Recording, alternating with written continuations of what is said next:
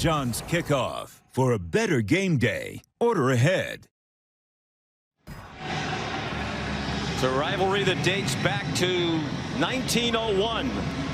They've played every year since 1928, with the exception of 1943, when there was not a season because of World War II. Tennessee Volunteers taking the field. 5-1 overall, 2-1 in conference play. Their only loss was one of the most exciting games of the season in college football. In Knoxville, Josh Heupel's team lost in overtime to Georgia, 44-41. They had a chance to kick a last-second field goal in regulation and win that game. All three of their games in conference have been close. Mississippi State, a road win, was also in overtime, and last week a home win by 3 against Arkansas. Kalen DeBoer in his second season. His Crimson Tide have bounced back beautifully from that surprising loss in Tallahassee to open the year. 5 straight wins, the last 3 against ranked opponents. 2 of them on the road at Georgia and Missouri. If they win tonight, they'll be just the 4th team in SEC history to win 4 consecutive games against ranked foes.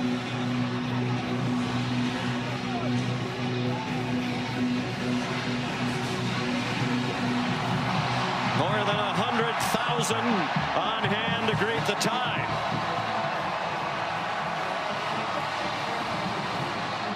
And Ty Simpson ready to go. Greeted by the referee, Jeff Heiser.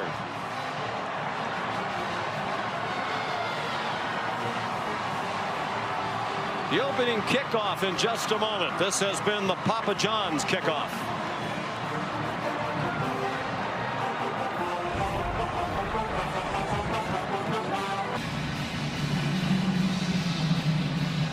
Today, just the 7th time in SEC history there have been 3 games matching ranked opponents. All 3 of them here on ABC. Let's hope that this one is as entertaining as LSU at Vanderbilt, and particularly Ole Miss in Georgia that preceded this one.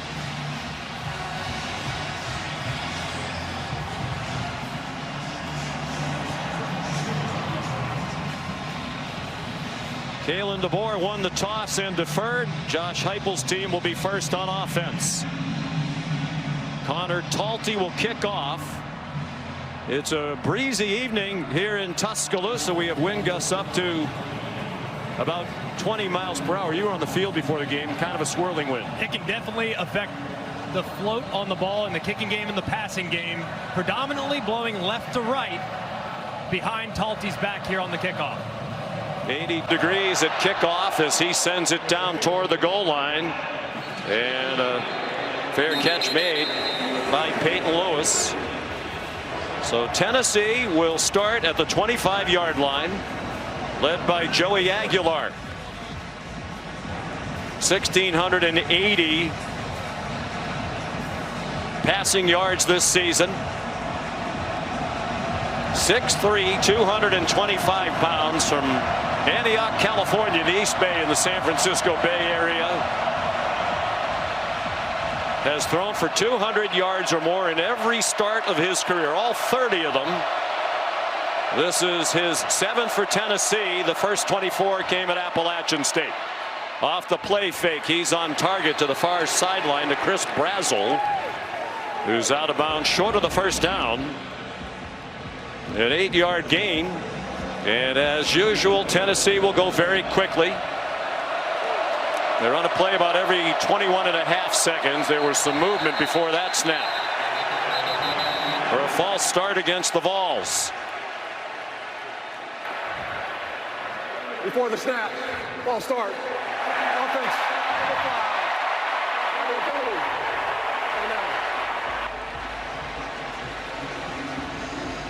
Looked like the entire left side of the offensive line just got a bit of an early start there, and communicating at the line of scrimmage with this hostile environment, a huge challenge for Joey Aguilar in this game. Biggest road crowd he's ever played in front of. It's his second SEC road start. They had the win at Mississippi State. It comes out to the near side.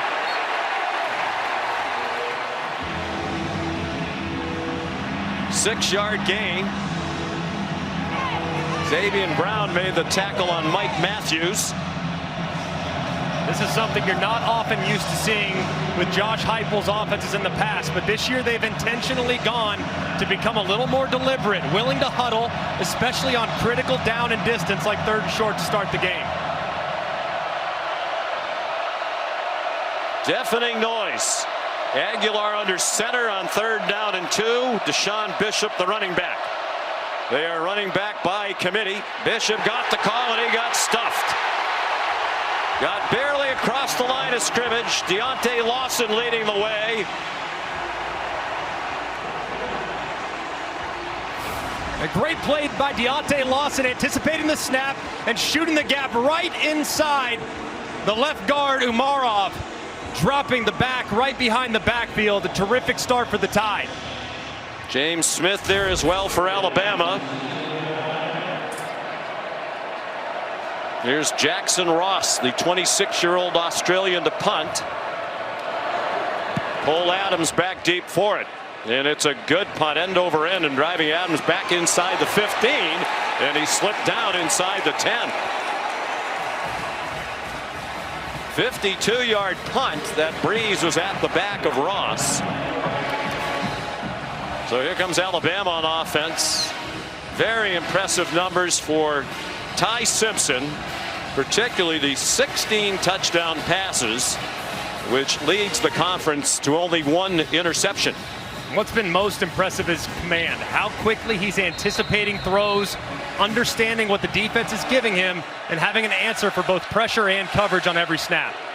It's the first time this year Tennessee did not score points on its opening possession.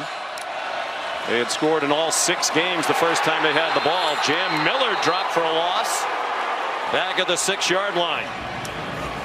Bryson Eason up front for the Tennessee defense, which has struggled, giving up 29.3 points per game. Only Arkansas has yielded more points per game in the Southeastern Conference. And the numbers don't look good as far as points per game is concerned, for sure. The coverage has been a little spotty and they've been a little inconsistent up front, but they always seem to make plays behind the line of scrimmage.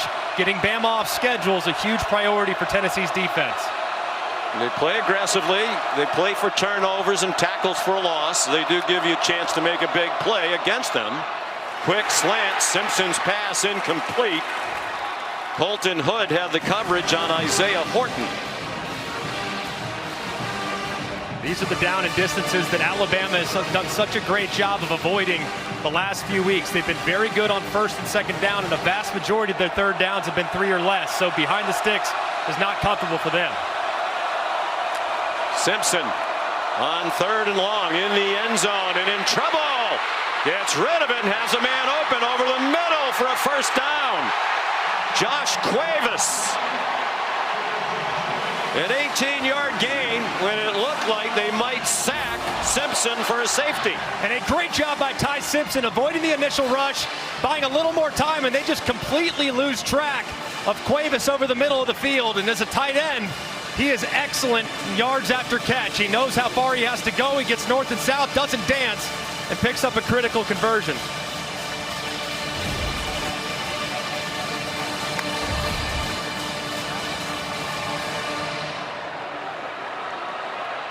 .53% on 3rd down coming in. A very good number, and they convert on 3rd and long. There's a flag down, could be a free play, and the pass is over the head of Jeremy Bernard with Colton Hood in coverage again. Offside. Defense. Number 57. 5-yard penalty. Remains 1st down. I think the biggest change in this Alabama offense this year has been how good they are on 3rd down. Doesn't matter if it's 3rd and long, even if it's 4th and long, like 4th and 8 last week against Missouri. They have been so good. That's why they won the game at Missouri. That's why they won the game at Georgia. And they're off to a nice start against a good Tennessee front.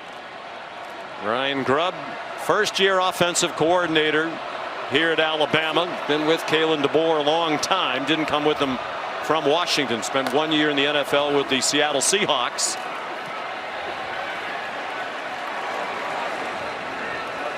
Jam Miller tackled by Jackson Moy, senior, part of that defensive front for Tennessee. He's a transfer from Stanford, a 1-yard gain. This defensive front is very deep. They roll 12 along the front, and they feel really good about just about all of them. Only 12 guys have recorded a tackle for loss for the Volunteers this year. That's remarkable depth in this era. They have 26 sacks, second in the country. They come after Simpson, forced to pull it down. Throws, caught for another first down. Out near the 40-yard line. Ladzier Brooks made the catch, the freshman from Millville, New Jersey. And this is something that's very important for Ty Simpson all day, is an aggressive pass rush with really good personnel. He cannot drop too deep in the pocket, but if those pass rushers get pushed, you escape north and south. Keep your eyes downfield and someone might uncover. Kevin Riley, the running back now, as they line up in the pistol, and Riley shifted to the left hip of Simpson. Ty's a Tennessee native from Martin, Tennessee, in the northwest corner of the state. Short completion over the middle to Brooks again for 4 more. Tackled by Jalen McMurray. Similar to last year, both teams were 5-1 when they met in Knoxville on the 3rd Saturday in October. Alabama was ranked number 7. Tennessee was number 11, as the Vols are this year. Tonight, Alabama's number 6. The big difference coming into that game last year, Greg, Tennessee had not given up more than 19 points in a game. They were an excellent defensive team. This year, as we said, not anywhere near as good. And it's mostly in the back end at corner where they've had some injuries. Jamad McCoy and Ricky Gibson, who would be starters. There's a deep ball and a catch over the shoulder by Ryan Williams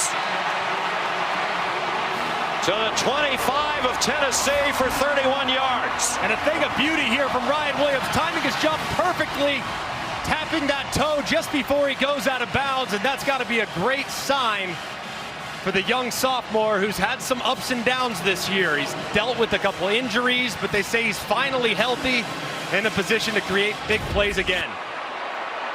He did not have a catch last week in their win at Missouri for the first time in his career in 18 games. He has been banged up. They think he's healthier.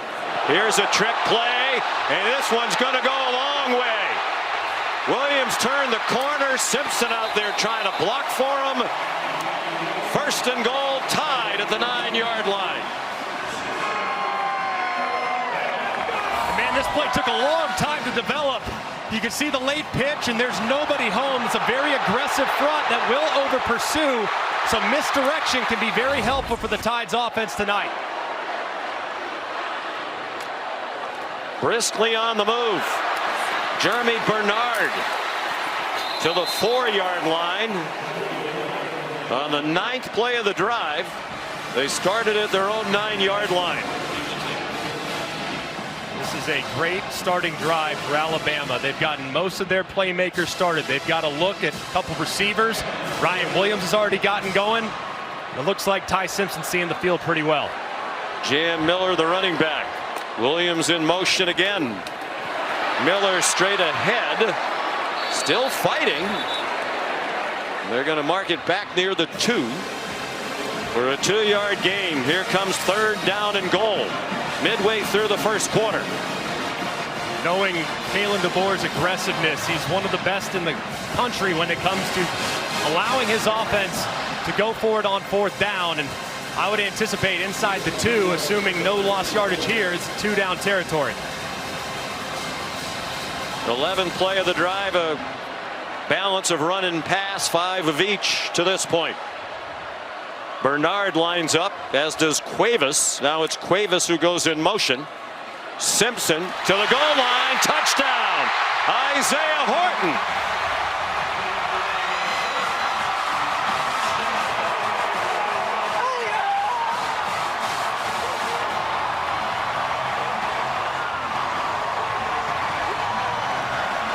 What a drive, 91 yards in 11 plays. And Horton the touchdown, his 5th of the season.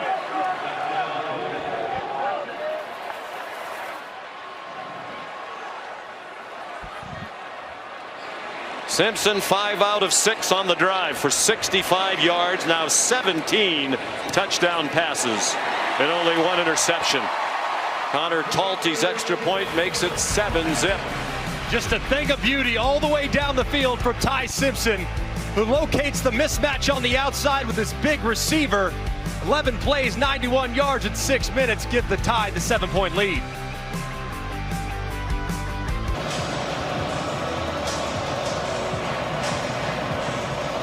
Peyton Lewis back deep again for Tennessee on the Talty kickoff. And he's not going to try to bring that one back from about 2 yards deep. Let's take a look at the touchdown on the AT&T Connected Cam. This is Ty Redmond. He's a freshman, talented young man, but it is moving fast for him. He's had some challenges in coverage and consistency this year. Ty Simpson recognizes the one-on-one against Isaiah Horton. It's a beautiful route by Horton. Very patient. Look at the timing. The ball is coming out as soon as Horton's getting out of his break, and Ty Simpson wore one on the back of it too. So good job there by the quarterback getting it out before the rush could get home. Dominic Bailey with a hit that was almost late. So after failing to score in their first possession for the first time this year, here's Joey Aguilar and the Volunteers. Out of the tight formation, he's going to go down. Back inside the 15-yard line, Yanze Pierre for Alabama. Just a great rush here by Pierre as they work inside. He's going to get matched up with the left guard, Moy. He just runs right through him and drops Aguilar.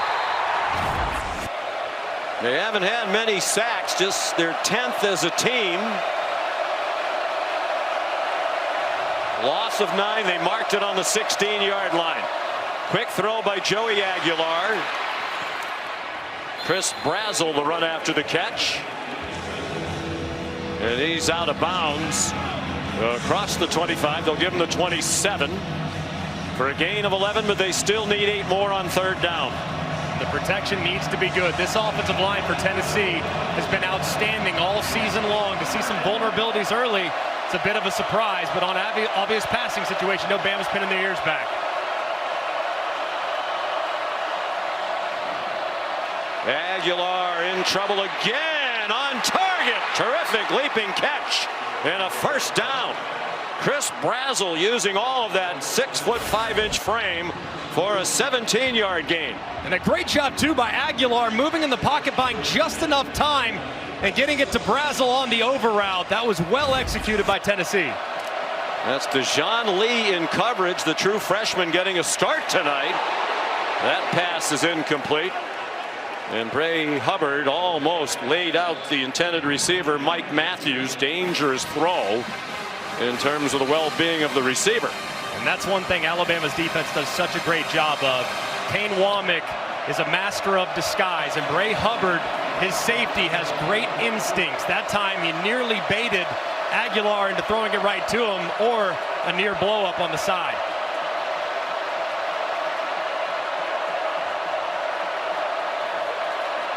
On 2nd and 10, well blocked this time by the Vols, and that one is incomplete. Trying to get it to Braylon Staley.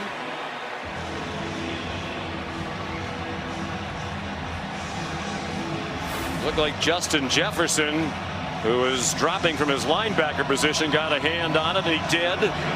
He's a Tennessee native from Memphis, playing against the Vols tonight.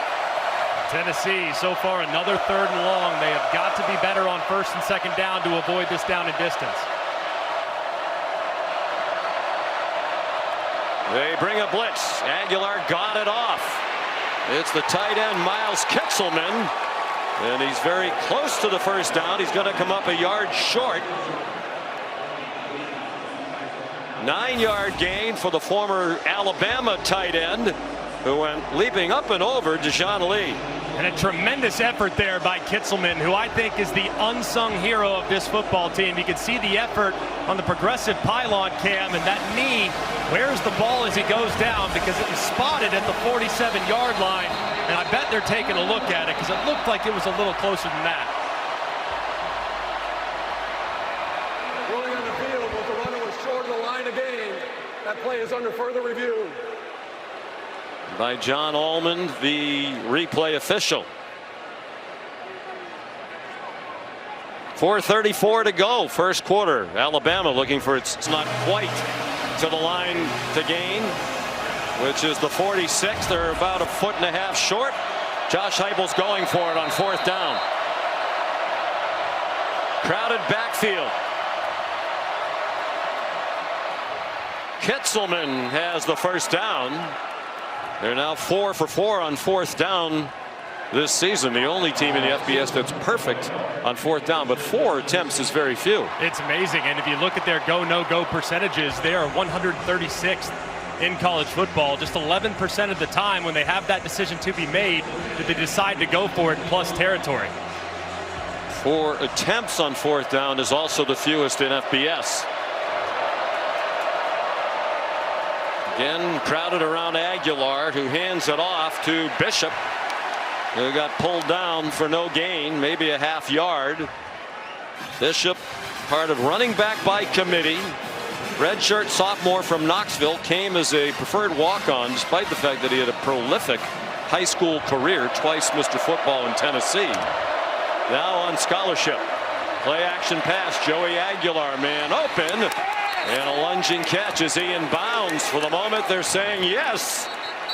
Brazel another catch using that long frame. There's a flag down near side, back near the line of scrimmage. Now to player downfield, number 14. He was coming up. 5-yard penalty. Second down. Braylon Staley. And it's pretty close, as you can see right here. Staley's right on the end of the line of scrimmage, but you have to check in with the linesman. Looks like he never got off the ball. Therefore, he was covered up by Matthews, who was just outside to his left. So that's kind of on the quarterback and the wide receiver to check in and make sure that you confirm that you're off the ball. So big missed opportunity there for Tennessee. Wipes out a 17-yard gain. Aguilar on target. Staley the catch of a 6-catch performance last week in their win against Arkansas. That went for a career high 109 yards receiving. Staley, I think, is bound to emerge at some point here in the next couple games. Still a young receiver, but very gifted. And on third down, the guy that they've utilized mostly in these situations is Kitzelman, their tight end. He was lined up to Aguilar's left. He looked in that direction. He gets sacked again by Yanze Pierre. Way back at the 46-yard line of Tennessee.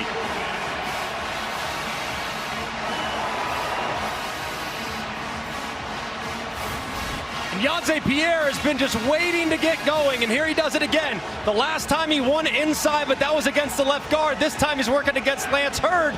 Kind of gets a little bit of a pick, it looked like, against Bishop, who knocked his tackle off the line just a hair. And Yanze Pierre is able to drop Aguilar as he tried to escape. Tennessee had given up only 4 sacks all year coming into tonight. They've given up 2 already.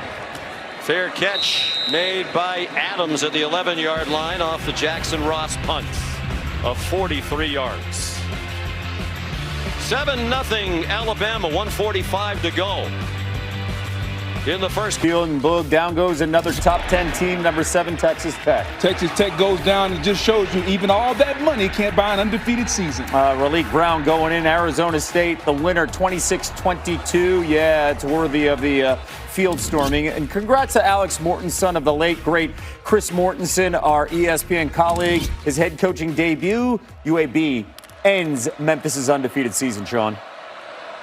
Wow. Congrats. Alex spent some time here in the Alabama program. Long throw, good catch. Ryan Williams on first down from their own 10. That's a 19-yard completion. Ty Simpson to Ryan Williams. And another terrific catch by Ryan Williams. That ball's high. There's not a lot of great vision between the defender, him, and where the ball is coming from. He is off to an outstanding start. He had a big game last year in their loss in Knoxville. He had 8 catches and a touchdown. In fact, he had the only touchdown of the first half. That play is under further review. Alabama led 7-0 at the half last year at Neyland Stadium. Tennessee rallied to win. for the second time in the last 3 years, both of them at home. It looked like juggled just a hair as he was going right there. It's a catch. Does it ever touch the ground? He, of course, holds it against that right shoulder pad. Let's see here. Does the ball touch the ground?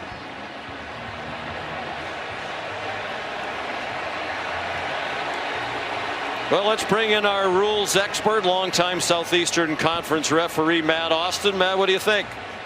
Yeah, Sean, I don't think he ever had firm control of this ball, and I do think as he rolled over that the ball did touch the ground. I think this is going to be ruled an incomplete pass. Yeah, I see what you're saying. He kind of bobbles it there, and right there you have to survive the ground all the way through and maintain firm control. Well, where does he lose it, Matt, as we're looking at it? The ball disappears from that shot. That's where he hits the ground, but is it not wedged up against his bicep or shoulder? Well, it's wedged between the part of his hand and his helmet, and that does not constitute firm control in my opinion. So I do think they'll overrule this.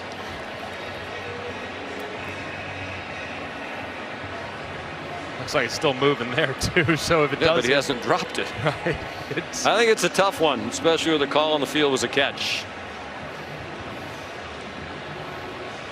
So hard with some of these catch no catch circumstances. It did look like the nose of the football touched the ground, but it's up to the judges as to whether or not it is firm control. Matt thinks no. Sean, you think yes? Well, I don't think yes necessarily. I just don't see the ball ever really come free or hit the ground when it doesn't look like it's attached to his body.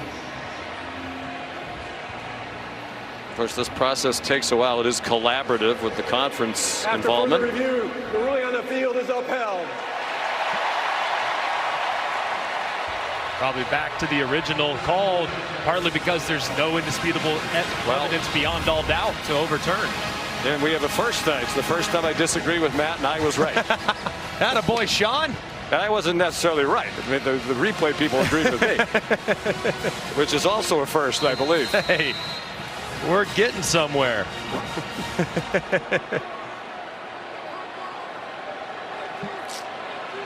So it's a 19-yard completion and first down for Alabama. They went 91 yards on their first possession. This one started at the 10. It's a screen. Jam Miller could not escape the tackle at the 34-yard line. A 5-yard gain. Here's Molly McGrath. Well, Sean, Alabama coaches told us after nagging injuries, Ryan Williams finally has his speed back, and teammates were celebrating him on the sideline as if he were the one to score a touchdown on that last drive, saying, I told you you were back. And Ty Simpson told him, keep it coming, don't let up. So it looks like they're trying to get him more involved tonight, Sean. They are great friends. We visited 2 weeks ago with Ty Simpson and Ryan Williams together, and Ty Simpson described him as his best friend. Miller did well to get close to the first down marker. What will likely be the last play of the first quarter. They're going to mark him just shy with a 4-yard gain. It'll be 3rd and 1 when the second quarter begins. The end of the first quarter. With Alabama leading Tennessee 7-0 on a touchdown by Isaiah Horton. ESPN's presentation of college football on ABC will return. They took a look at the final play of the first quarter, moved the ball. Jam Miller did get enough for the first down. And now before the first snap of the second quarter, there's a false start. Offense, number 1, 5-yard penalty. Against Isaiah Horton, who scored the only touchdown of this game. It's the first Alabama penalty. Tennessee's been assessed 3.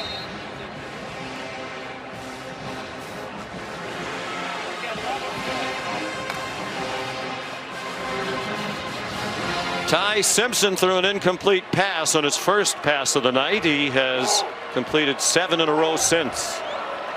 They go out of the pistol with Miller, the running back, and Tennessee showing blitz. Simpson rolls left, throws a bomb, looking for Brooks, and he can't quite run under it.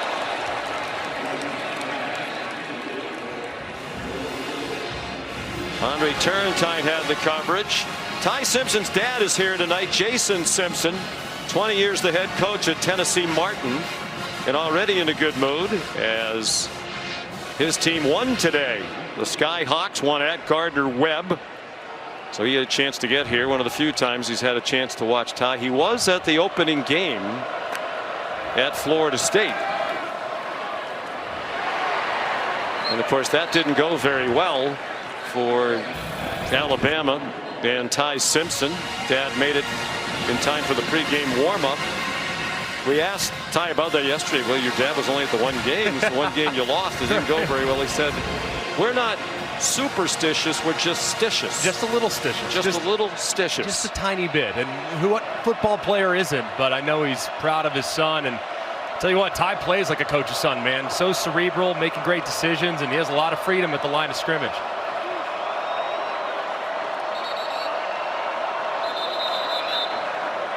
Timeout called by Ty Simpson. First charge timeout. Alabama. In the opening minute of the second quarter. Settler in high school in Martin, Tennessee, is a top quarterback prospect. Already has an offer from Alabama and several other schools. They're sitting with the recruits, not with Ty's mom, Julie's, in another section. Ty's the oldest of three, sister Emma, the other sibling. Here's 3rd down and 9. They're 2 for 2 on 3rd down. They had a 3rd down and 13 conversion on their touchdown drive to start the game. Simpson a bullet, and the ball comes out and ruled an incomplete pass. Lottie Brooks couldn't hang on to it. On the field is an incomplete pass, 4th down. That was a laser beam fired by Ty Simpson. Boo Carter in coverage for the Vols. And man, did he throw that thing with a lot of velocity. And Lottie Brooks is a little bit behind him, pulled it in, thought he might have secured it, where Horton was able to jump down, thought it might be a fumble initially. I'm sure they're taking a look at it. That was a great play, though, by Carter to try to strip that ball out. I don't think he ever had it.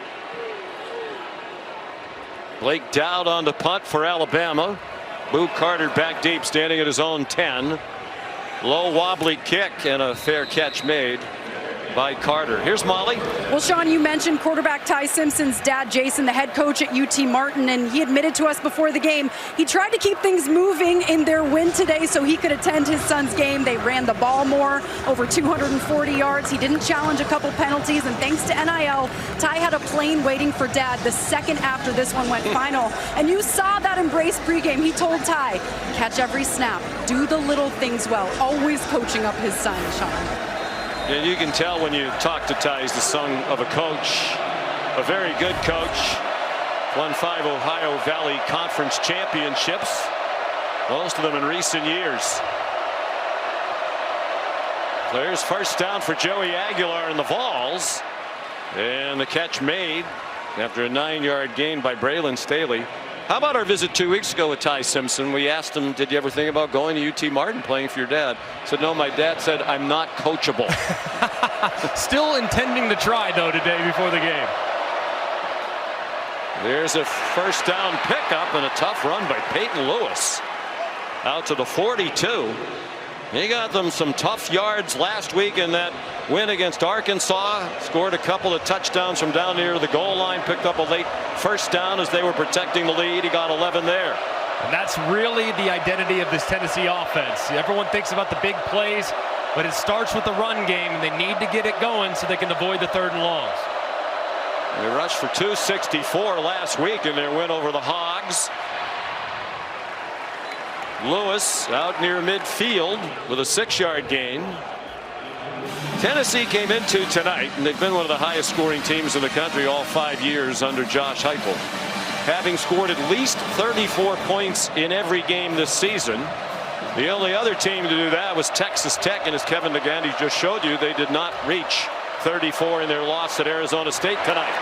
Aguilar on target. And Mike Matthews the 1st down on a beautiful throw. Out of bounds at the 34 with 18 on that play. And that's a throw right there that I don't think they had in the offense last year. I mean, that is a field side comeback, circus route, 15 yards downfield from the opposite hash. They just didn't trust Nico Iamaleava to make that throw, but they love Joey Aguilar's arm, and that's a big reason why he's wearing the orange and white. He's definitely more consistently accurate than Nico was.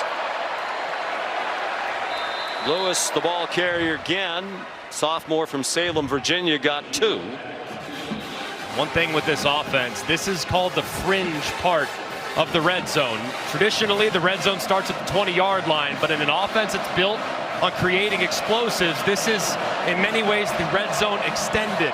So they love on second down to go heavy play action and try to take a shot. So Alabama needs to keep their antenna up.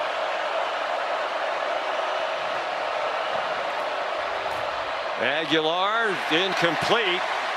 Went by Kitzelman, who looked like he wasn't sure if the ball was intended for him or not.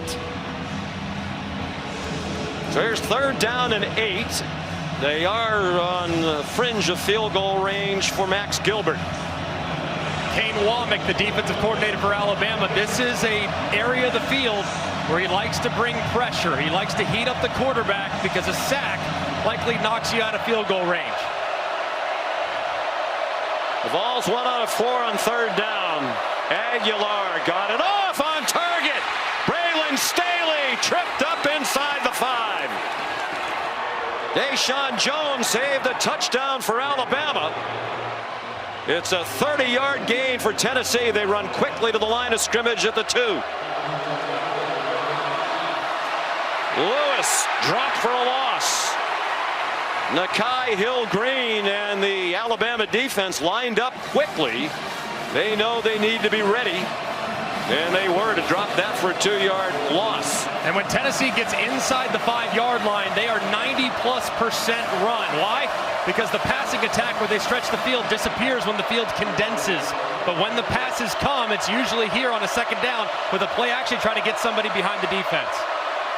Aguilar's thrown a touchdown pass in 17 straight games. Trying to make it 18. Now he pulls it down. Running out of time, and he gets blasted near the 2-yard line. Justin Jefferson there for Alabama. This is the loudest section on the field. Right in front of the student section, you're about 15 yards away. Have to make sure you communicate here because false start or lost yardage takes away the ability to go for it on 4th down if you want.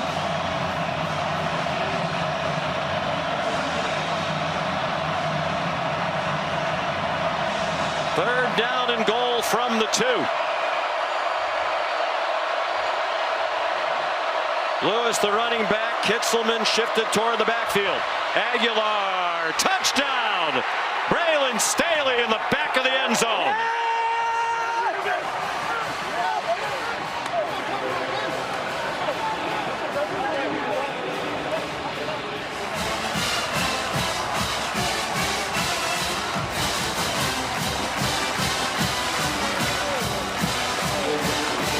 Staley's 3rd touchdown catch of the year. Redshirt freshman from Aiken, South Carolina.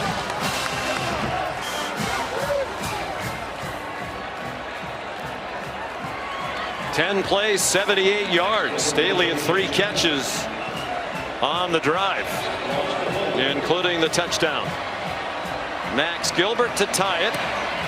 And it's 7-7 with 9:46 to go in the first half. You're watching the Dr. Pepper Championship Drive. Game of the week from Tuscaloosa.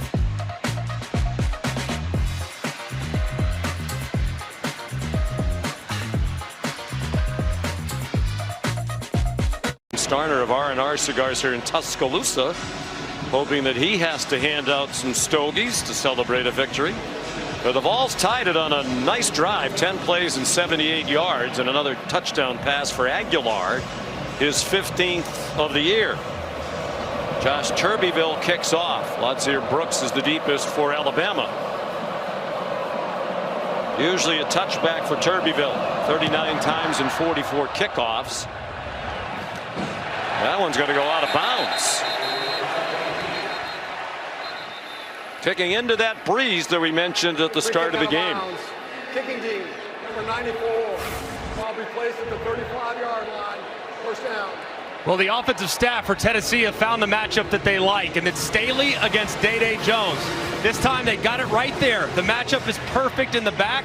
You see immediately the uncover from Staley, Aguilar times it beautifully. It's just a terrific route, taking advantage of a matchup that is favorable for the Volunteers.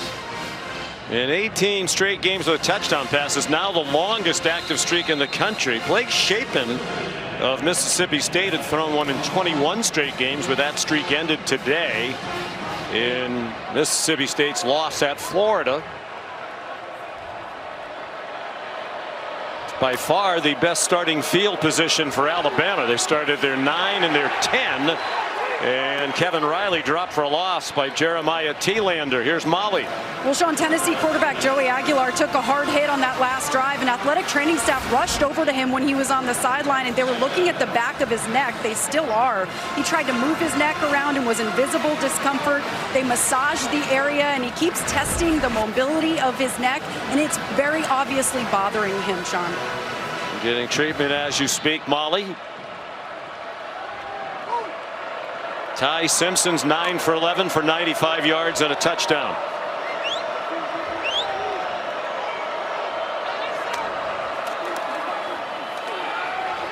Riley again, nothing doing. Joshua Josephs, the outstanding defensive end. They call it the Leo position, hybrid of a defensive end and an outside linebacker. This group for Tennessee along the defensive line is so good at gap penetrating. Now, that aggressiveness can sometimes come back to bite you because you might get out of position from time to time. But when they win inside against an offensive lineman, they almost always drop the back behind the line of scrimmage to set up long yardage situations. Tim Banks is the coordinator. They've had 446 tackles for a loss since 2021. That is most in the Southeastern Conference. They have talent up front and they attack. Schematically, Simpson incomplete. Intended for Brooks. There's Banks on the right of your screen. Jalen McMurray was in coverage for Coach Banks. And that was an excellent three-play sequence for Tim Banks in this Tennessee defense. The offense gives them life. They've now tied the game, quieted the crowd just a bit, and you force an immediate 3 and out. And all 3 plays played right into the strength of Tennessee.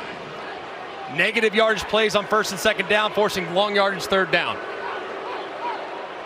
Blake Dowd, the first-year punter. Boo Carter's back for it. He signals for a fair catch and makes it inside the 20. 48-yard punt. 7-7 the score. You're watching ABC Saturday Night Football. Presented by...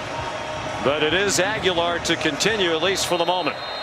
In a 7-7 game with 8:03 to go in the first half.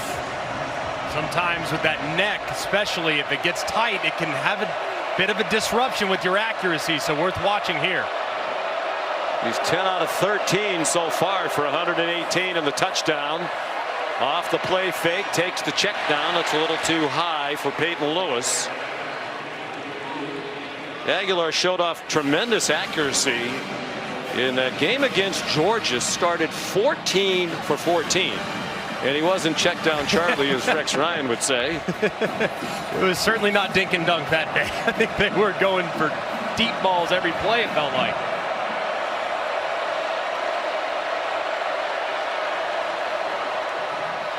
Sends it out very wide to Brazel, who got knocked down short of the line to gain. There's a flag down. 8 yards if it stands. Jeff Heiser talking to the side judge, Glenn Fusick. And he just indicated offensive pass interference. Pass interference, offense. Penalty half the distance to go. Replay the down. Josh Heupel doesn't like it. Saw he and Kalen DeBoer both hail from South Dakota. And they're looking here at Staley, who just had the touchdown a moment ago. He engages in contact there with the wide receiver, and the wide receiver is a little bit further downfield. So if he's behind the line of scrimmage, you can do something like that. But because he's a little bit beyond that initiation of contact before they catch it, you cannot initiate that contact before. Matt Austin concurred that it was a good call. It brings the ball back to the 9-yard line. Second down and 19 midway through the second quarter. Aguilar stumbles in the end zone. Got rid of the ball. For the moment, it's a free ball. And the officials are marking it down at the 1. And Alabama's in possession of it. It looked like he didn't get it past the line of scrimmage. He didn't get out the tackle box, and there's no intended receiver in the area. It might be a safety. Yeah, it's going to be intentional grounding in the end zone and a safety. Because the foul happened in the event results in a safety.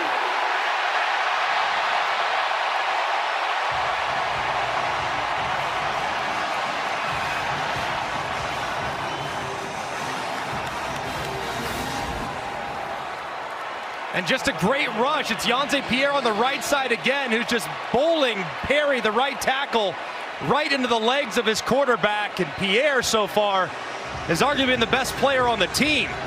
That's now 2 sacks and a forced safety here as he walks that big right tackle Perry into the lap of Aguilar. Unfortunate for Tennessee. Aguilar got tangled up with his right tackle Perry. The offensive line play had been excellent coming in. They lost 4 starters from a year ago. For the new offensive line, coaches were raving about what a good job they've done. As we said earlier, they've given up only 4 sacks all year. 8th fewest in the country, tied with Vandy for the fewest in the SEC starting today. And you mentioned Yonze Pierre. Number 7 is now number 47. Quay Rousseau injured. Jamarian Latham injured. And for the most part, Pierre was waiting behind them. We talked to the coaches 2 weeks ago. They said, you know what? Pierre's really good. Yeah. And this is his first multi-sack game of his career. Redshirt sophomore from Eufaula, Alabama. First of many. I mean, this young man's got a lot of juice off the edge and has the length. I mean, he looks like a prototypical edge rusher that we've seen in crimson and white for a number of years. So the free kick comes from the 20, Turbyville. And Latsier Brooks from the 15. And he reached the 31-yard line. Tackled by Trey Poteet. So far for Alabama, the run game really hasn't been there. Jam Miller's averaging just 1 yard per carry. Kevin Riley, his 2 carries have gone for -2. The only guy with anything going on the ground is Ryan Williams, and that was on a big reverse. So at some point, Ryan Grubb is going to have to find some movement up front in the run game to take the pressure off the pass. Very impressive opening drive. 2 punts since. They shift back into the pistol with Jam Miller behind Ty Simpson. Simpson steps into the throw, caught Jeremy Bernard to the Tennessee 40. Second catch of the day for their leading receiver for the year, Bernard. And this is a really decisive throw here from Ty Simpson. Off play action, big dagger concept, and Bernard working underneath the linebacker T-Lander, and the ball is perfectly on target. We told you in the open that Ty Simpson's among the best quarterbacks in college football, working the middle of the field, particularly between the hashes, and the Simpson family, his dad Jason, loving what they just saw. And Graham sure looks an awful lot like his older brother Ty. Are we sure that that's not Ty and Graham's actually playing? Do we know that for sure? Here comes a blitz. Simpson too high, happy just to get rid of it, with Caleb Herring putting the pressure on. Bernard couldn't rescue the throw. I think Tim Banks does a really good job defensively for Tennessee. I mean, he really doesn't blitz a ton. I mean, you would think a guy that's that aggressive, the blitz numbers are not outrageous, but they always seemingly come at very good times. That was a well-timed blitz and a well-executed play. And they got dealt a very tough hand when they lost Jamad McCoy and Ricky Gibson, who could have been their starting corners. McCoy, a preseason All-American, got hurt in the preseason. Man wide open, Brooks out of bounds. Had he been able to stay in bounds, he might have taken it all the way. But the throw took him across the boundary at the 16 after a 25-yard completion. And a great job, too, by Brooks running through the contact of the underneath defender and finding that open zone.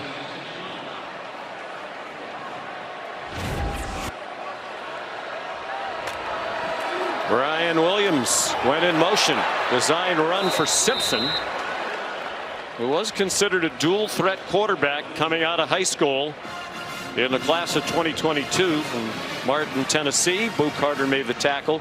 Remember, he was the #2 ranked dual threat quarterback in that class, behind only Cade Klubnik, who went to Clemson.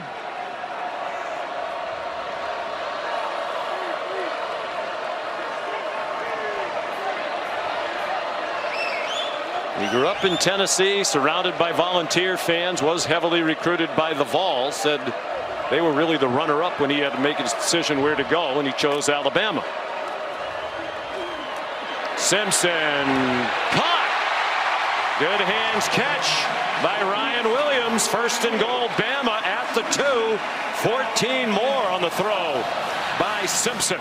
Another really nicely timed throw by Ty Simpson, and throwing Ryan Williams away from the outside defender and finding some more grass.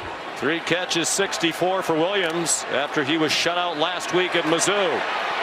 Jam Miller inside the 1-yard line.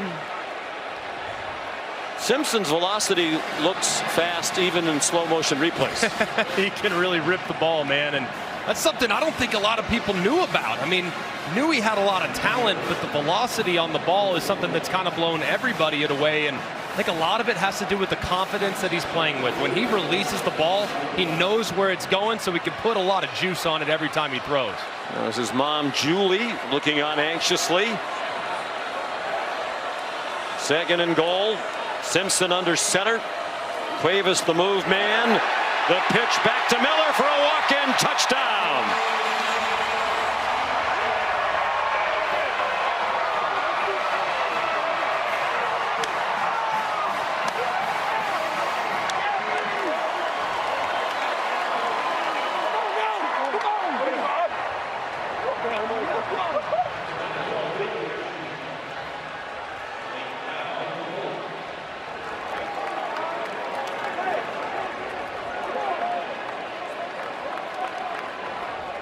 (15-7). 69 yards after the free kick. Following the safety, Connor Talty adds the extra point. And it's a 9-point tied lead on the 2nd touchdown of the year for Jam Miller. He missed the first 3 games of the season due to a collarbone injury. And this is just a great design by Ryan Grubb. Look at this motion, how it has a little bit of an impact on those Tennessee defenders. Watch them slide just ever so slightly to their left, which allows Caden Proctor, the tackle, to get outside, jump leverage. There's nothing but green grass for Jam Miller for another score.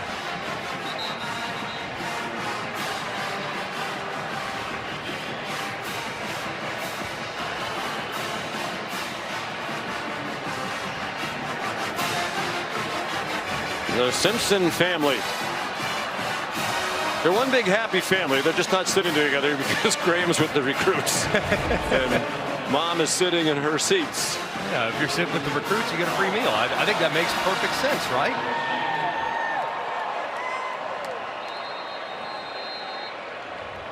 Kalen DeBoer and the Tide looking for their 6th win in a row.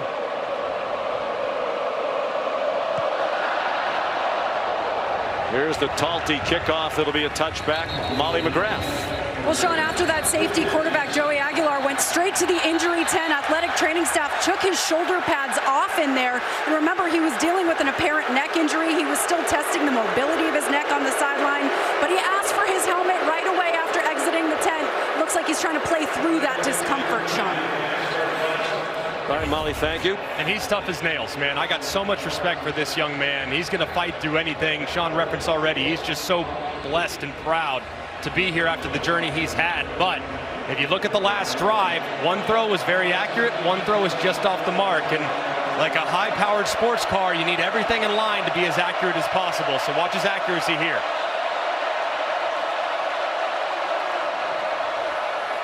They come out with a run, and it works very well. Star Thomas out to the 44 with a 19-yard pickup on his first carry of the night. This run game for Tennessee is so difficult to defend with the pullers. Now Aguilar play fake. He pulls it down and runs ahead. And now a flag down on the tackle.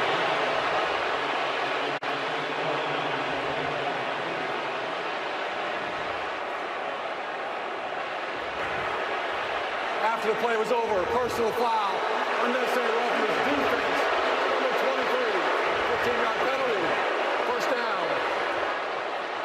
James Smith. Remember, as soon as the quarterback goes into a feet-first slide, he becomes protected.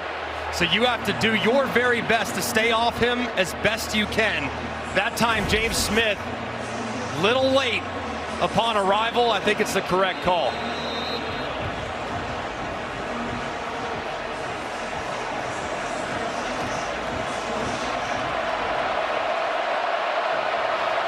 You'll notice if you watch Tennessee over the years, they don't go consistently at the blistering tempo of years gone by, and that's by design.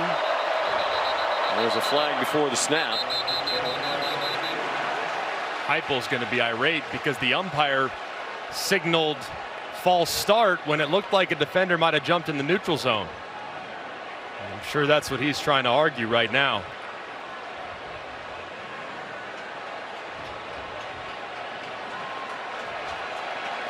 Well, the offense is backing up. Snap, false start. Offense, number 64. Penalty. First down. Looked like it was number 42, Yanze Pierre. Watch how he kind of steps towards the neutral zone. There he goes, anticipates it, and then that forces the left guard to kind of flinch, and I think you probably could have called the defense there. Fortunate for Bama, they didn't. Matt Austin agrees with you. Big call, 1st and 15. Mike Matthews to the 40-yard line. Red Morgan there, backup safety for Alabama, sophomore from Phoenix City. Red Morgan in there. He's the backup Husky that was occupied earlier in the game by Day-Day Jones, but they took advantage of that matchup. Now Red Morgan getting some run there to cover in the slot.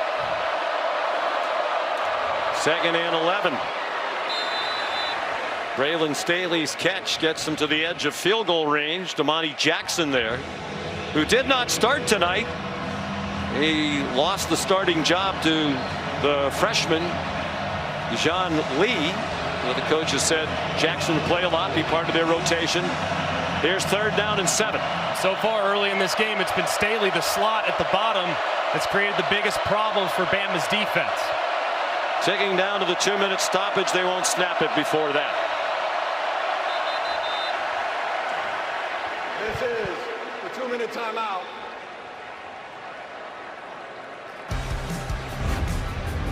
Two minutes to go in the half.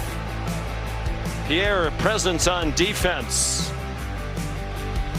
They have a safety. That's the date on which these two teams have met every year since 1939. Alabama's won the last 10 played here. And they lead this one 16-7 at the 2-minute timeout. 3rd and 10 Tennessee at the tied 36. Keep an eye on Staley in the slot at the bottom. He's been the biggest problem for Bama's defense so far. It's a middle screen.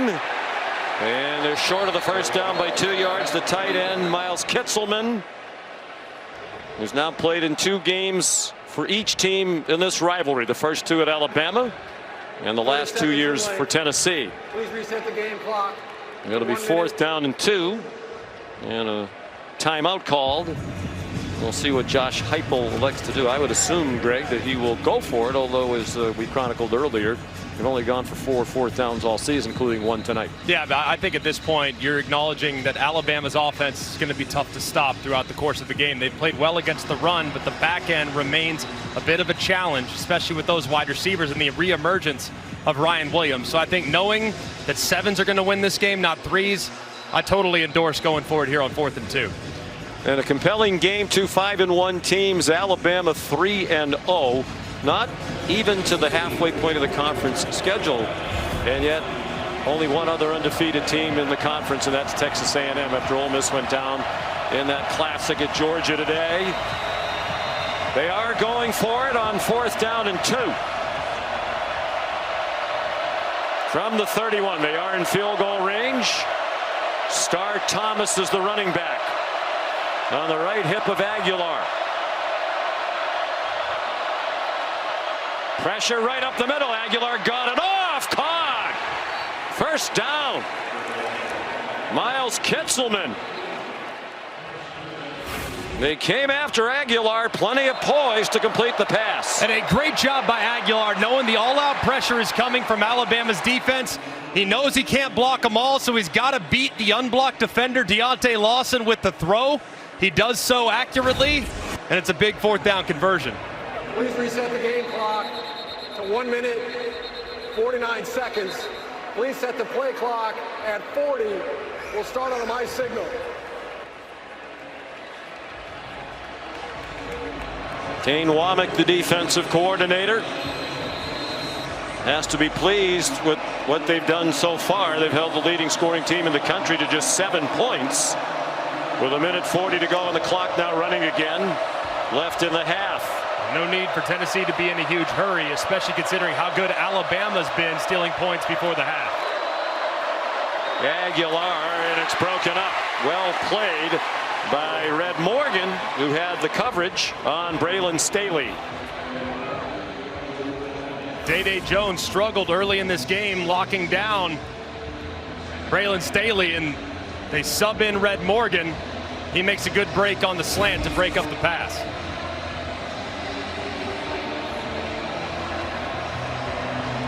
Second and 10. Again, taking their time, making sure they get in the right play in these crucial situations. Star Thomas. The couple, and that's all. Driven back by Nakai Hill-Green.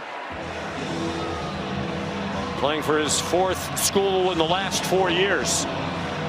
Last time there was a 3rd and long situation, Alabama decided to bring all-out pressure, and you saw Aguilar beat it with the throw.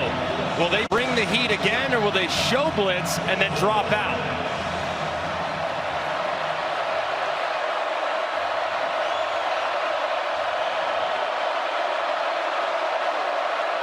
They rush 4, including the linebacker Jefferson. Now Aguilar with some running room, needs the 17, and he got close. Justin Jefferson pursued him. It's 4th down again, and looks to be less than a yard from our vantage point as we look at it from the Progressive Pylon cam. And really good pursuit there by Justin Jefferson, but it does look very close, probably just the nose of the football shy as he travels out of bounds. Ruling on the field, there's a runner was stopped short of the line to gain. That play is under further review. I'm a little surprised that Aguilar at the end of that, knowing how close it was, didn't extend the ball forward. Let's bring in Matt Austin. Yeah, Sean, this is extremely close. I thought in real time that he had crossed the line. It's where the ball is when he strides across the line of scrimmage. So when the ball crossed the line, probably about a foot short. So this call will probably be upheld. They might have tried to move it forward, but pushed off balance a bit by Jefferson, which made it impossible for him to put the ball forward. He was just trying to maintain his balance at that point.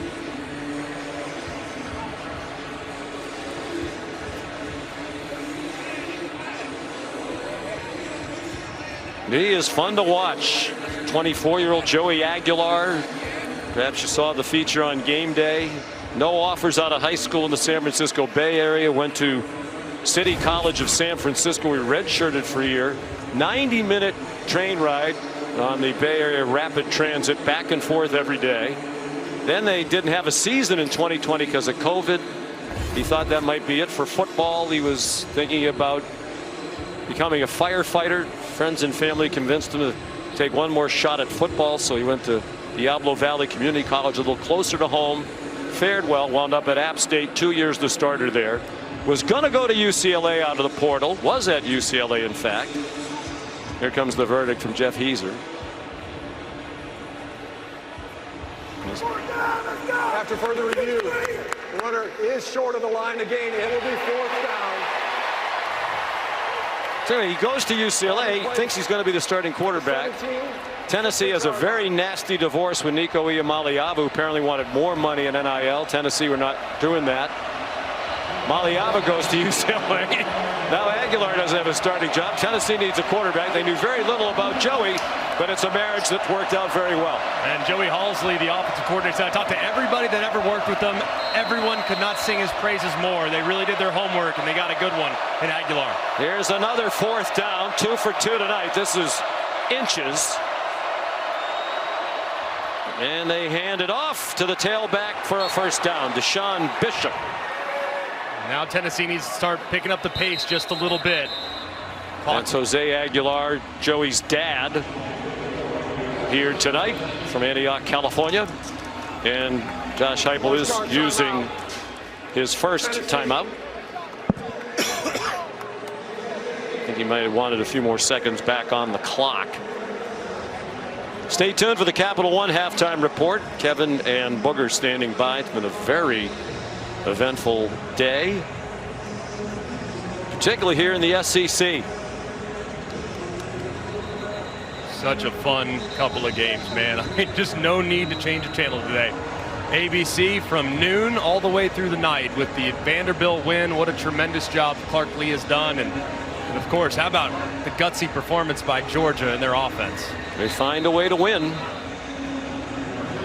Won a shootout with Ole Miss today in Athens.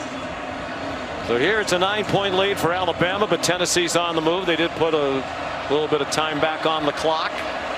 11th play of the drive for Josh Heupel's team. Joey Halsley, the offensive coordinator, calls the plays with plenty of input from Heupel.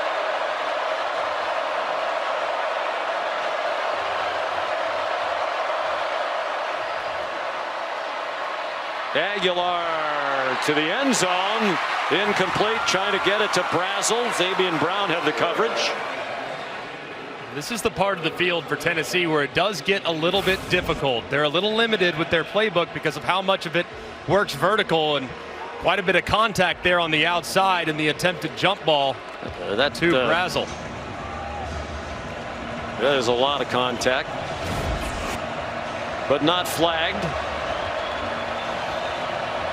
What they do have some success with is they fake that run inside, and they get Staley, their outstanding slot receiver, breaking to the inside, but Alabama's countering that with a safety over the top. They try to surprise them with a run. Deshaun Bishop down to the 5-yard line. Where the clock's running, they do have 2 timeouts. Josh Heupel electing not to use one here. 8-yard gain, 3rd down and 2. They run it again, and now they need to use the timeout as Bishop gets the 1st down. Stopped by Bray Hubbard. 1 timeout left for the Vols with 11 seconds to go in the half.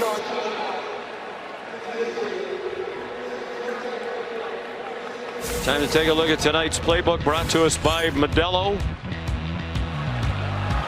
Alabama's first possession, 91-yard drive in 11 plays. Isaiah Horton, the touchdown pass from Simpson.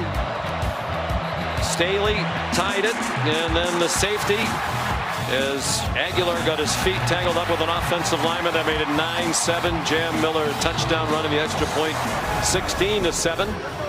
But now it's Tennessee on the move, poised to score and hoping for 7. And inside the 5-yard line, in every game leading up to this one, Tennessee is 90+% run. Cannot emphasize that stat enough. That is a ridiculous tendency. You do have that timeout, so you have your whole playbook available. No need to throw it by any stretch, so you can run it, burn that timeout if you choose. So I expected them probably to stay with what they've done up to this point by running the football. 13 seconds on the clock now.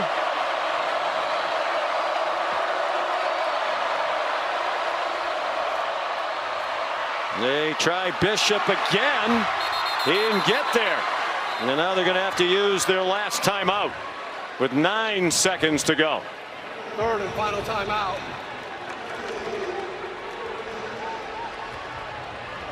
Looked like Bishop, as he was churning forward, he just ran into a brick wall of Crimson jerseys. Thought he might have some surge, but the big bodies inside drop him at the 1 yard line. And now for Joey Halsley, This will be a full 60-second timeout. 60 seconds in length on the timeout. the offensive coordinator, you almost are forced to pass. You can get 2 plays here, but you're going to have to go to the air, and you got to remind your quarterback you cannot, under any circumstances, take a sack in the event in which there's pressure, because a sack ends this half with no points stolen.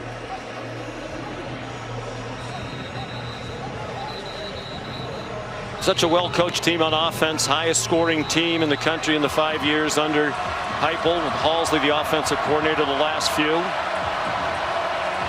Changed it up in the off-season, visited with some NFL teams, put some more shifts and motions into their offense to try to free people up to get open. 15th play of the drive. 2nd and goal from the 1.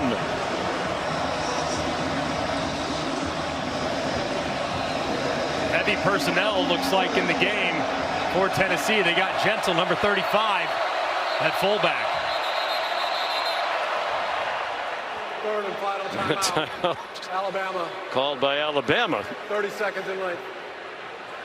So each team out of timeouts in this matchup of 2 South Dakota natives. The only 2 head coaches in FBS out of the 134 from South Dakota. Josh hails from Aberdeen, and Kalen DeBoer about 96 miles away down Highway 12 from Millbank, South Dakota. 2 of the very best coaches in the country. Just a fascinating game of cat and mouse here between the 2 as well. Kalen taking that timeout a moment ago because it was a run first personnel. They had a bunch of big bodies, very few defensive backs, and the anticipation here from Tennessee is to throw it knowing they have no timeouts remaining.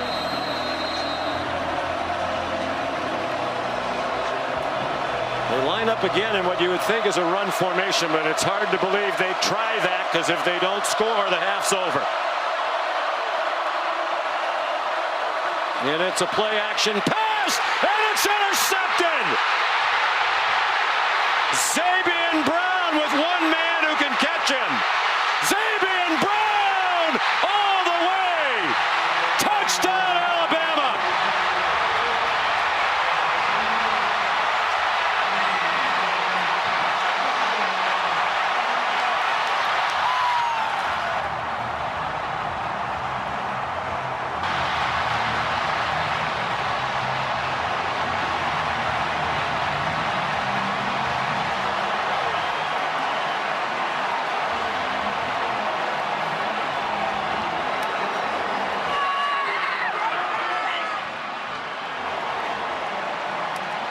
A shocking turn of events on the final play of the half.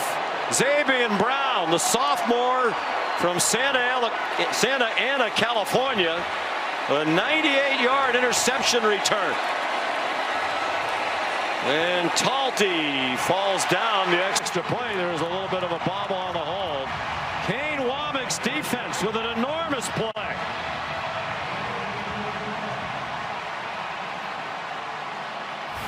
And what a moment. Spider 2 wide banana. Piece of cake, you know exactly what's coming, but what's most impressive is Zabian Brown's discipline. Right here, eyes are in the backfield the entire way. He sees the ball coming out of Aguilar's hand, is thrown behind. You cannot miss that throw inside under any circumstances. Airmail it high and away because the defenders are running right underneath it. Brown grabs it, takes it to the crib, and a massive, massive moment for the Crimson Tide. A little hesitation move there just at the end to make sure Deshaun Bishop didn't get him. Here's Molly with Josh Heupel. Coach, we were just watching a replay of that play right there to end the half, the pick six by your quarterback, Joey Aguilar. What are your thoughts on how it all ended? Yeah, obviously disappointed in that play. We got 30 more minutes of football. At the end of the day, they've made a few more plays than we've We've hurt ourselves with some penalties. Let's go play another 30 minutes. What will you say to Joey in the locker room? Let's go play. Yeah, he'll be ready to roll. He'll bounce back. All right, thank you. Sean. 4th career interception for Brown, 3 of them last year when he was a starter as a freshman. Halsley and the staff upstairs cannot believe it. And Coach Heupel has a sales pitch to give his team at the half. 23-7 Alabama. Back to the studio for the Capital One halftime report. You're watching the Dr. Pepper Championship Drive Game of the Week. And you're watching the SEC on ABC. As we welcome you back to ABC Saturday Night Football presented by Capital One. 3rd ranked versus ranked SEC matchup on ABC today. They've all been compelling. The defense playing a huge part in Alabama's 23-7 lead at halftime. A safety and then a pick six on the last play of the half by Zabian Brown, the sophomore. They took a look at it. The official stats folks deemed it was 99 yards, which is the 2nd longest interception return for a touchdown in Alabama history. The great Minka Fitzpatrick won 100 with a pick in 2016 against Arkansas. So Greg McElroy, Joey Aguilar in Tennessee, a lot to deal with psychologically as much as anything else during that halftime break. Yeah, I mean, that's just an absolutely excruciating moment before the half. And Joey Aguilar's tough as nails. With the neck injury, you have to wonder about his accuracy and a couple misses down the stretch. So, man, bouncing back from that will be very difficult, but it starts with their defense here. Alabama will get the ball first on a Josh Turbyville kickoff, which is a touchback. Now for our all-state good hands play, and it's the pick six, and it makes no sense. They're in a goal line formation. You got 2 defensive linemen, a couple tackles, a couple tight ends. That's a run formation. The only time you throw it out of that is to catch them off guard, but there's 9 seconds left. You know that Tennessee is going to throw the football. So the fact that they were in a run-first formation, to me, I think puts Tennessee's offense way behind the clock, and Joey Halsley done a great job throughout the first 6 games of this season, but a big mistake there with execution and, frankly, with just a really bad play call. So Ty Simpson and Alabama on offense. Jam Miller got belted down after a gain of about 2.5. Sean McDonough and Greg McElroy. So what are your biggest thoughts as we begin the second half? Well, I think for a couple things. One, Tennessee has to stay patient. They got to stay committed to the run game right now.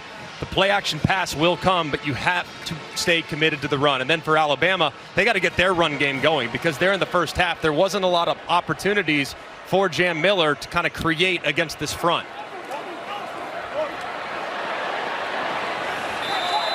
Miller dropped for a loss.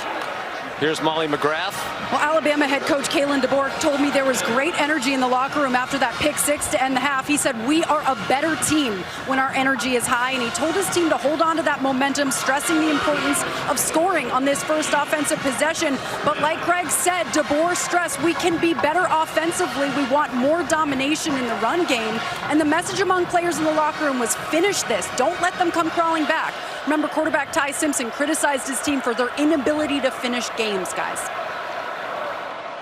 And neither team has run it well. Alabama has just 23 yards rushing, but that's really been the case all season long. Ty Simpson stays on his feet. Didn't get the first down, but did make the 29-yard line.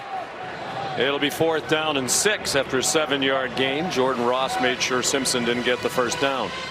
A great opening drive there for Tennessee's defense, and just trying to get some of that momentum back that they were starting to create at the end of the half.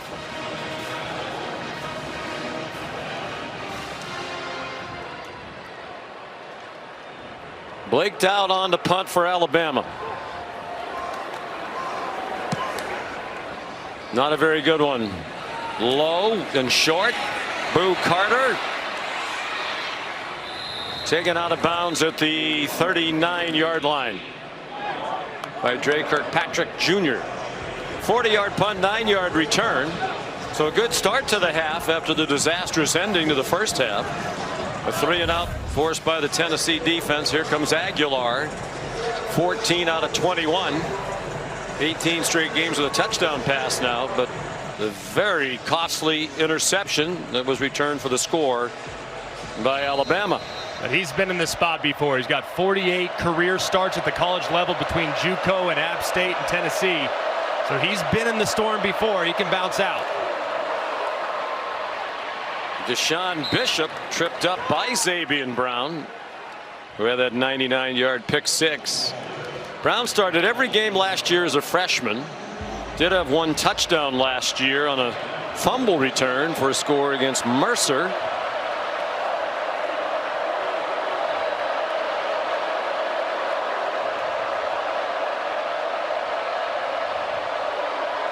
Aguilar, another play action fake, and a man open over the middle. First down, Tennessee. Braylon Staley to the Alabama 42-yard line, a pickup of 12. So far, I like the first couple plays for Joey Halsley. Little run inside, get the run game going, get a nice easy completion over the middle for your quarterback. Aguilar, after the fake, ran out of time. Taken down by James Smith, the junior defensive lineman from Montgomery, Alabama. A loss of 2. It's not often when you see Aguilar just hesitate. You got to think if that interception at the end of the half might have played into that decision there. He had a guy in the flat, he could have thrown it, he double clutched, and it resulted in a lost yardage play.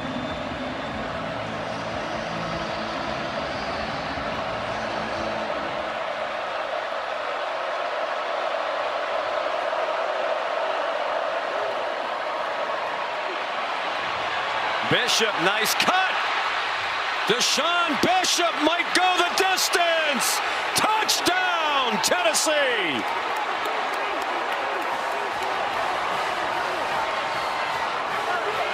What a run by Bishop, 44 yards.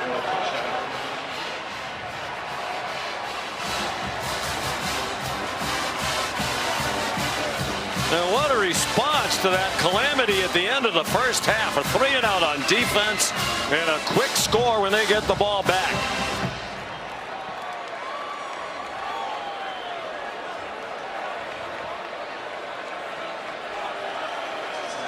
They're going to go for 2, try to make it a 1-score game. Right now it's 10. A 2-pointer would make it 8.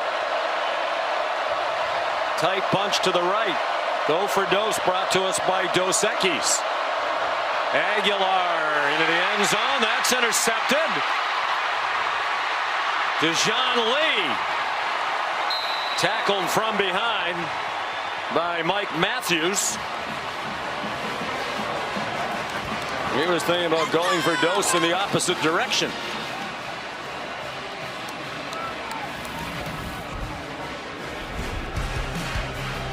What a run by Deshaun Bishop. His 6th touch from Saban Field at Bryant-Denny Stadium, or as Greg McElroy calls it, the house that Greg McElroy built. I can assure you that is not the case for those that took that seriously. I'm hoping that nobody did. Turbyville, another touchback. It's a 10-point game after the run by Bishop. And running game's a game of numbers. So you have 3 blockers for 3 guys right side of the center. Plenty of room, and actually see Alabama slide just ever so slightly inside to allow Tennessee to capture the edge. And that's just really poorly done at the second level by the Tide. Bishop makes a couple guys miss. They take a couple poor angles, and he's out the gate. Just a tremendously well blocked at the point of attack, but it's all Bishop once he gets past that first line of defense. He just about doubled their rushing total for the night. Prior to that touchdown, they had 43 yards rushing on 21 carries. He went 44 for the score. Ty Simpson out to Jeremy Bernard, who's knocked down from behind after an 8-yard gain. Here's Molly. Well, Ty Simpson was frustrated on the sideline, immediately coming off the field, got in the faces of his offensive linemen, clapping and yelling loudly, saying, hey, get your head back in the game. Calm down. We cannot afford to let them back in this. And the coach's son sounding a lot like a coach down here, guys. Well, he didn't like that even though they wanted Georgia, they were shut out in the second half. Ty was frustrated after the game last week at Missouri. They held the ball for over 38 minutes but had just 27 points. He thought there was more there, so he wants to keep his foot on the accelerator with his dad and brother watching. I think this is a big third down for Alabama. 3 and out on the first drive, possibility for 3 and out here on the second drive, and here third down and 2 or so. They love to utilize these bunch formations. Could also motion the back end of the backfield, but Ryan Williams has been the go-to guy in the passing game today. He has 3 catches for 64 yards. The deep and talented receiver group. This is Jeremy Bernard. Spins away. First down, out of bounds, just shy of midfield. Chased out by Andre Turrentine. That's a great job by Ty Simpson, recognizing the man coverage against Boo Carter with his best, most reliable wide receiver in Jeremy Bernard. Wins on the out route quickly. Accurate throw for the conversion. Bernard very nearly didn't come back for his final season of college football. He thought long and hard about going to the NFL draft after he was Alabama's leading receiver last year. A conversation with Ty Simpson helped convince him to stay. Ty trying to set up a screen. It's batted down. Knocked down by Edwin Spillman, who did not play in the first half tonight because of a targeting ejection in the second half of their win against Arkansas last week. And that was really nearly intercepted too, because it looked like Spillman got both hands on it and the freshman almost reeled it in. That would have been a heck of a play.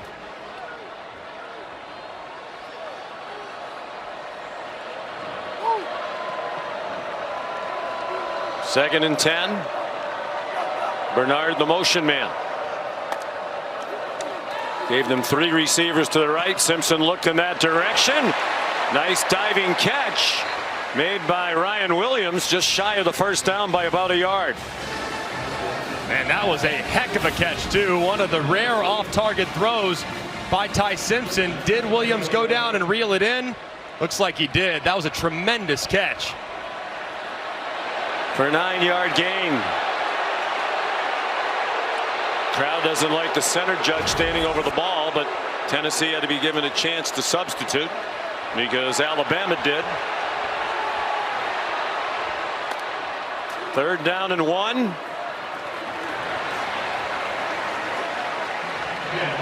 And the first down picked up by Jam Miller.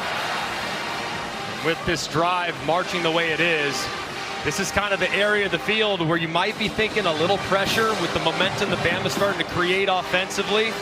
But also, if I'm Ryan Grubb, this is the spot where I want to take that shot. Hard play action. See if you can throw it over the top to Ryan Williams.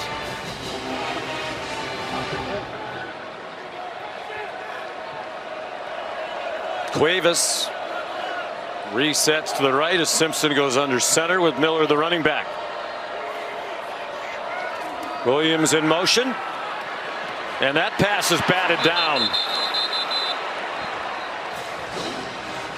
Knocked down by Nathan Robinson. Looked like there, Bama was anticipating that pressure that we just talked about. And what beats pressure? Screen game, but a good play by Robinson, going up, getting vertical, and not allowing Simpson to negotiate a window.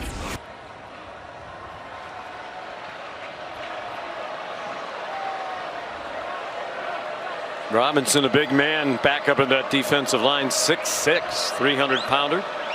You got man coverage right now being shown by Tennessee. Press coverage as well, so if you want to take a shot against press coverage, it'd be a time to do it. Daniel Hill is in at running back, their third-string running back. Simpson, a quick pop, incomplete. Well defended by Colton Hood, a transfer from Colorado, who's been a godsend for Tim Banks, especially with the injuries to Gibson and McCoy. Coach Banks said Hood's done a nice job. Played at Colorado last year. Played at Auburn the year before that. Here's a spot on the field where it's possible 4-down territory for Ryan Grubb. Nowhere near field goal range, but if you can get 6 or 7 here, you might get the green light to go for it.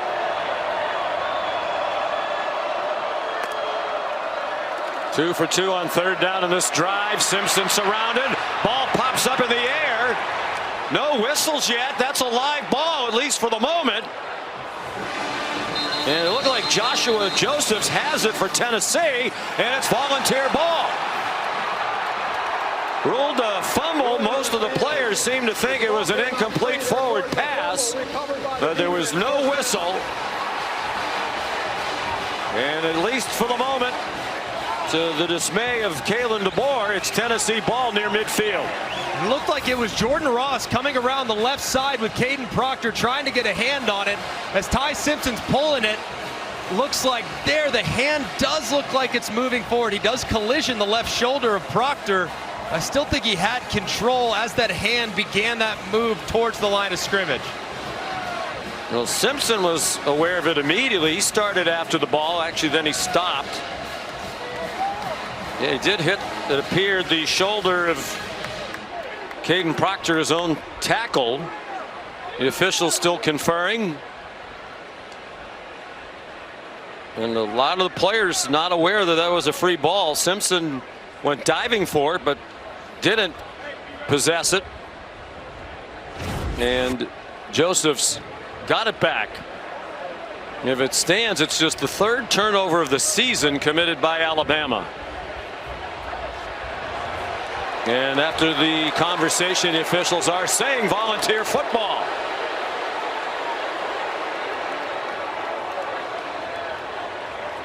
Let's bring in Matt Austin. Matt, what do you think? Clearly a fumble?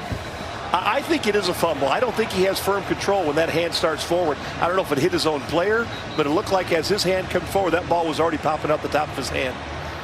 Did look like the nose of the football as he stretched it back to release the ball. He did hit his own player in Caden Proctor, and then it's whether or not the firm control was there as he followed through. And I'm kind of with you, Matt, the way it came out of his hand. And just the 3rd turnover committed by Alabama this season. Mike Matthews, the intended receiver. The pass from Joey Aguilar. Alabama started the night in 3rd in the country in fewest turnovers. Only Temple and UConn had committed fewer, 1 each. The momentum has turned against Kalen DeBoer and the Crimson Tide. A touchdown for Tennessee here in the 3rd quarter, and now a takeaway. Their 12th forced fumble of the season. They started the day tied with Houston for the most in the country. Here's Bishop again. That's been a problem for Alabama several times this year, getting gashed in the running game for long runs by the opposition. And that's 18 more for Bishop on the heels of his 44-yard touchdown. Nothing doing there on the throw out wide to Staley. But Dijon Lee right there for Alabama. Actually a loss of a yard. Starting to look now on these last couple possessions for Tennessee. That offensive line that's been so good this year is starting to resemble themselves. They're 1 at the line of scrimmage there on that last nice run by Bishop, and did so again earlier on the touchdown. The ball is free, and Aguilar had to pounce on it. The timing of the snap was off. And the Big Orange offense caught off guard. Sam Pendleton, the center, snapped it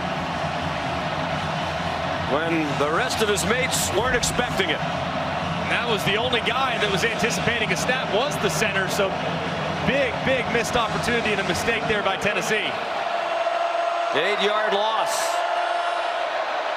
Pendleton's had a nice year, transferred from Notre Dame, replaced the All-American Cooper Mays at center for Tennessee. Aguilar off the hands of Mike Matthews. A couple of yards short of the first down marker.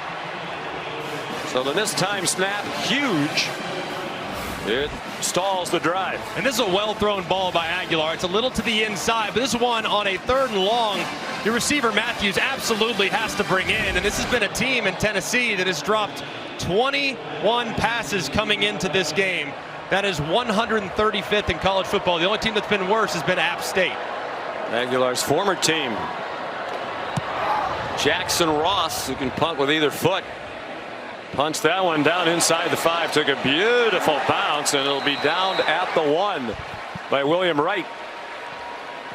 Perfectly done by Ross.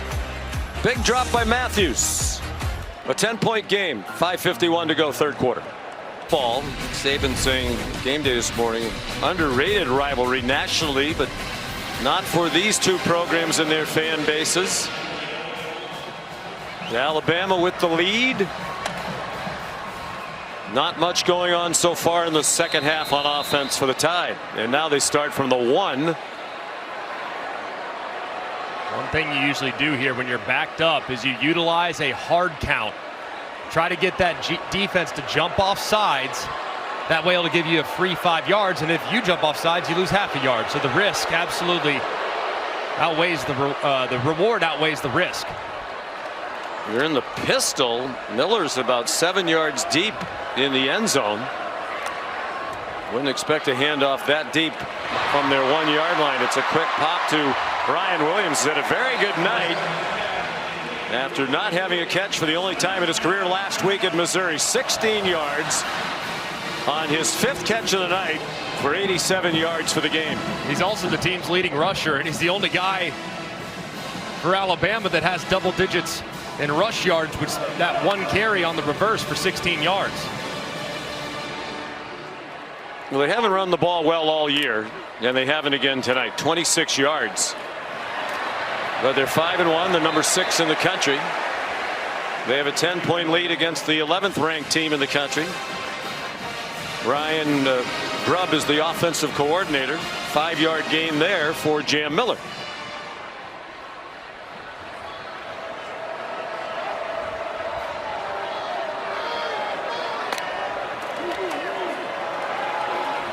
Miller again. He's going to come up a couple of yards short of the first down marker. Jalen McMurray there. And we're down to 4:39 in the clock running in the 3rd quarter.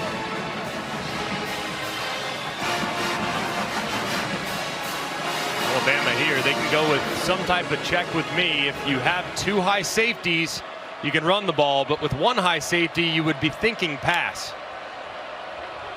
There's the check right there. It makes the audible an adjustment. Now let's see if they throw it. Simpson sent Miller in motion wide to the right. They're looking to the sideline for guidance. They're running out of time, and Kalen DeBoer runs down to call a timeout. First charge timeout. Alabama. 4:06 to go, 3rd quarter. We're in Tuscaloosa, Alabama. Only one student section can claim the title of Live Más Student Section of the Year. Who'll take home the trophy?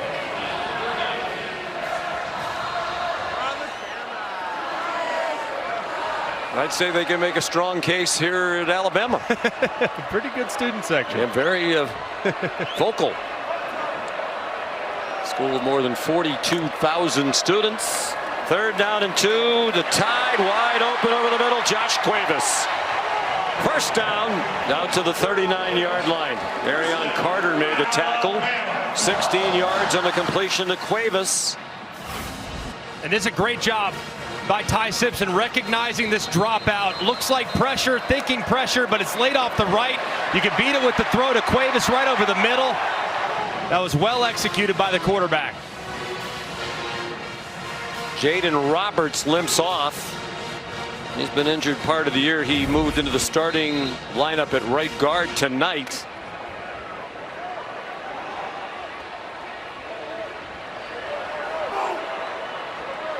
Meanwhile, Aguilar's been in discomfort for a lot of the night since he injured his neck. He's been getting treatment. That's a backward pass, probably a double pass. Bernard wanted to throw it back to Simpson. Did well. He's still going. Looked like that play was dead. And Jeremy Bernard took it all the way to 34-yard line for a 17-yard play.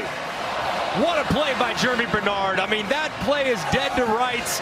Loss of 15. I mean, that thing is all the way back at the 25-yard line. Doesn't like it, makes a good decision. And a guy that played a lot of quarterback in high school shows you the decision-making right there and the explosiveness with the ball in his hands. Very well defended by Tennessee. They anticipated the throw back to Simpson. And they still turned it into a positive play.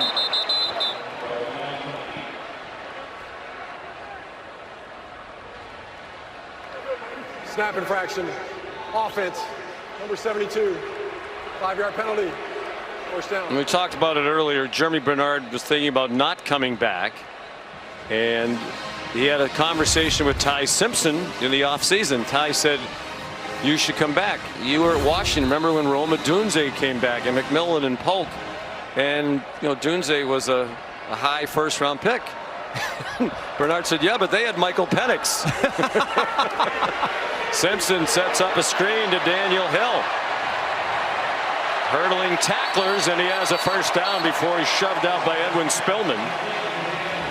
And that was intended to be humorous by Bernard. He told us yesterday one of the biggest reasons he came back was he knew Ty Simpson was going to have a great year. And it's amazing, too, to watch what Jeremy Bernard has become. At Washington, utilized as kind of a gadget player, and he's developed so beautifully a wide receiver. This wide receiver staff, and Jamarcus Shepard, one of the best in the country, and man, he has really turned into a well-rounded weapon on the outside. And he probably had it in him when he was at Washington, just behind Dunze and Polk and McMillan. Hill again getting some run here in the second half. He's shown a good leaping ability. Idris Farouk finally made the stop. 5-yard gain for Hill, sophomore from Meridian, Mississippi. And it's good to get him back, too. I mean, he is big at 244 pounds, and I'm telling you, he is a bowling ball.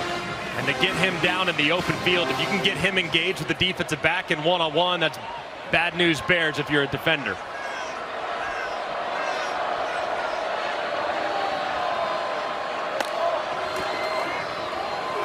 Bernard, after the interesting motion, breaks tackles and goes down near the 10. Jeremy Bernard's been the man of this drive for Alabama. 17 yards on that play. And a good decision here, too, by Ty Simpson. He sees some flow to the inside, stopping the run. He flips it out to Bernard, who continues to be highly impressive after the catch with another great run. There's an injured Vol on the play. How about this drive from Alabama now? 8 plays, 88 yards. Just when it felt like momentum was starting to drift in the other direction after the turnover and a couple of tough offensive drives, they've kind of flipped this thing on its head after starting this thing at the 1-yard line. Jeremy Bernard, as you mentioned, quarterback in high school from Las Vegas, was committed for a couple of years to go to Washington. They had the coaching change there. Kalen DeBoer comes in. Bernard's going to Washington at mid-year, right after Christmas. And he decommitted. Junior Adams was a holdover on the previous coaching staff, the wide receiver coach. He decided at the last minute to go to Oregon. So Bernard's like, okay, I don't really know any of these coaches now. He goes to Michigan State. Wanted to go back to Washington. Kalen DeBoer opened the door for him. And he had a very nice season at Washington. Transferred here with Kalen DeBoer and Ryan Grubb last year. And how about what Kalen DeBoer said about him? You know, that he's such a special young man. He said, I've never had a recruiting visit like I had with Jeremy Bernard. Yeah, he said, quote unquote, literally one of my favorite recruits ever. And I think it's amazing, too. Kalen said, yeah, we were disappointed to lose him. And then we got the chance to play Michigan State and beat them badly, which I think might have opened his eyes to the possibility of coming back. And what a fit it's been with how he's been utilized these last couple of years with the staff. Came back as well to get a degree. That was very important to his family and to Jeremy. He'll graduate in December in sport management. First and 10 from just outside the 10. Down to the goal line. Touchdown, Rico Scott.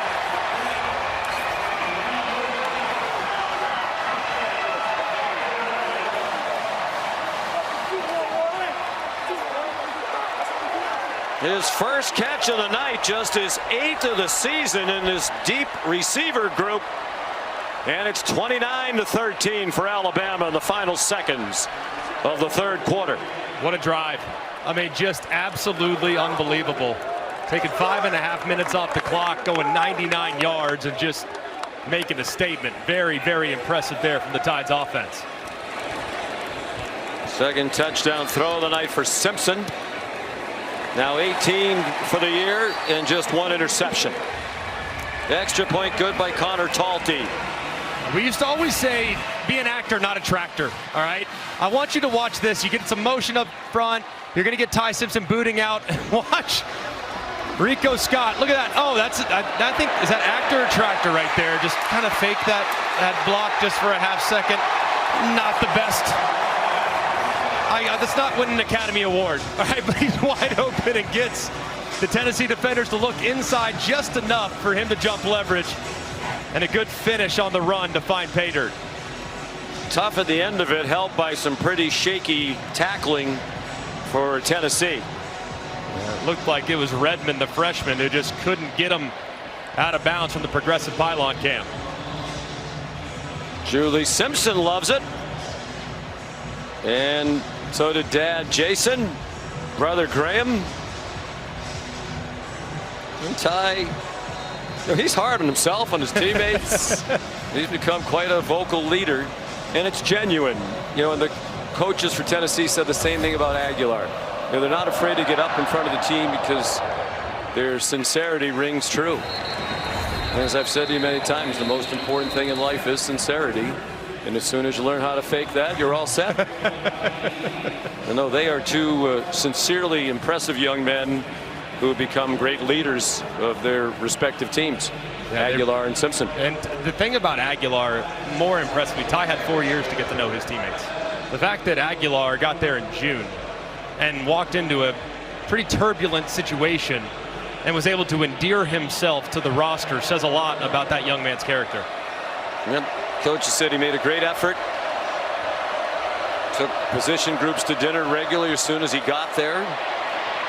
Braylon Staley the catch, and not much after the catch. And it was a competition. They have a couple of other very good quarterbacks they're high on. The backup right now is Jake Marklinger. It was really a battle between the two of them right down to the end of training camp before Aguilar was named the starter. Deshaun Bishop for very little on the final play of the third quarter. This is the end of the third quarter. Alabama trying to make history, beat a ranked opponent for the 4th game in a row. And they have a 17-point lead as we head to the 4th. And then going 99 yards. So, again, we're a resilient team. We got to do a better job at not putting ourselves in that spot. Got a whole quarter to play. All right, thanks, Coach. Thank you. First play of the 4th quarter, 3rd down and 4, Tennessee down by 17 points, and Kitzelman can't catch the ball. That would have been a first down. Well, Kalen DeBoer said yesterday one of the things he likes about his team, unlike last year, this team has responded time and time again. They were helped on that drop by Kitzelman. Yeah, that's not 2 massive drops by Tennessee weapons on critical 3rd downs. They're going to go for it on 4th and 4 from their own 31. Down by 3 scores, have to have it.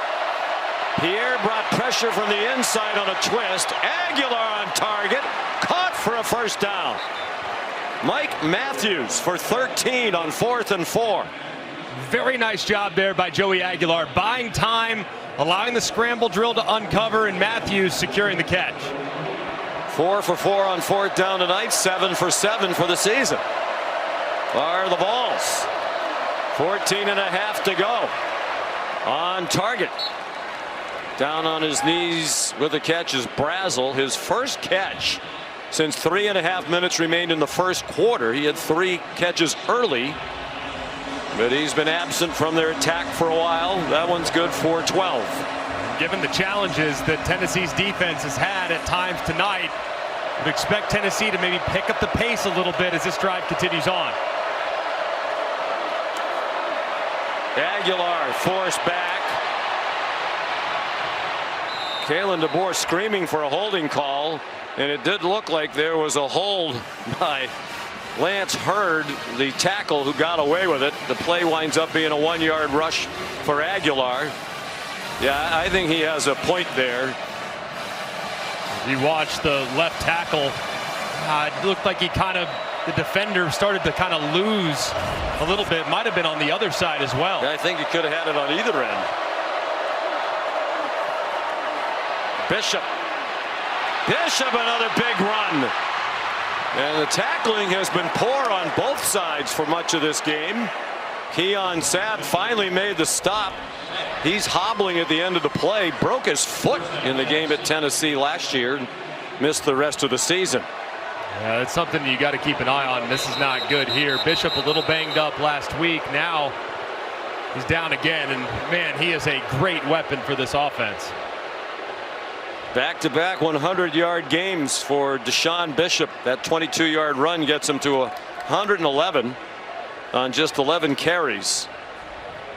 He had a career-high 146 last week against Arkansas, despite the fact he didn't play in the fourth quarter. He got rolled up on late in the third quarter, didn't play the rest of the game. Crowd booing even louder now as Bishop bounces up and runs right off the field. They think that was not a real injury. Man, he just runs through contact. Low center of gravity, great balance, and you see Sabb, who just got too close to the line of scrimmage, and that's been a bit of a problem for this Alabama secondary this year. They get too close to the line of scrimmage, and all of a sudden they lose their angles, and when they back up and see it a little bit better, they've been much more secure at tackling in the run game.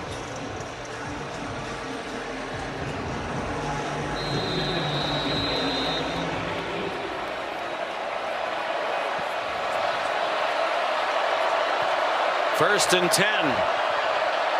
4 sacks tonight for Bama, matching the total that Tennessee had yielded the entire year through the first 6 games. Star Thomas in for Bishop.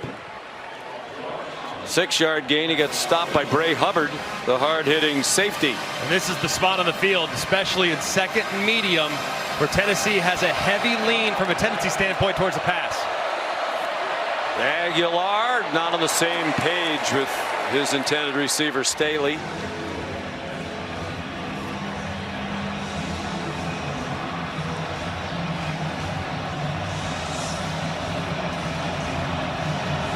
Third down, it's normally for Tennessee looking in the direction of Kitzelman. He's not in the ball game right now. It's actually Jack Van Dorselaar, number 3, who's lined up at the top. Slots are where you want to work in this offense. If you can get a matchup in the slot that you like, and I like this one with the safety on the bottom against Staley. They bring pressure, and the throw got off by Aguilar, and it's caught along the near sideline by Staley with Bray Hubbard there. 3-yard gain and not a first down. It looked like got tipped there too, and tremendous hands and concentration by Staley.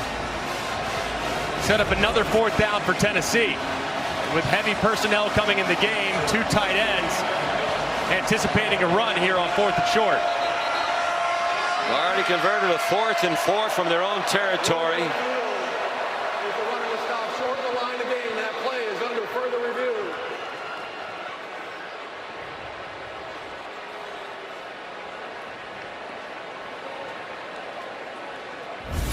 So he'll take a look at it.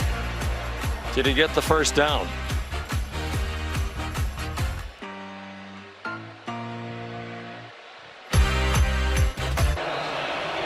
So Tennessee on the move, down by 17. 11th play of the drive started from their own 25. Bama showing some pressure there, getting Aguilar to check, and then they drop out. See if he checks back into it. Anticipate pass here. Bishop banged down inside the 5 by Justin Jefferson, the leading tackler on the year for Alabama's defense.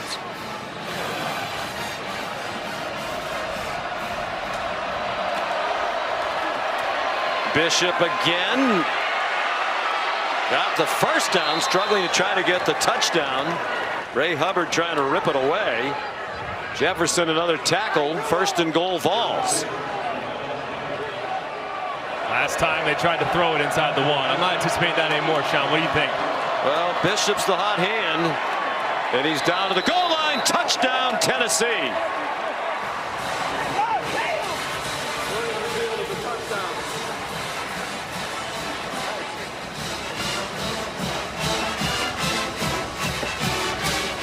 ...123 yards rushing for Bishop and 2 touchdowns. I think it might not be running back by committee anymore for the Vols with his emergence these last couple of weeks. I don't think it should be, that's for sure, man. He runs so hard, and for a guy that's not overly big, man, he is so difficult to bring down. Listed at 5'10", 208. Max Gilbert for the extra point.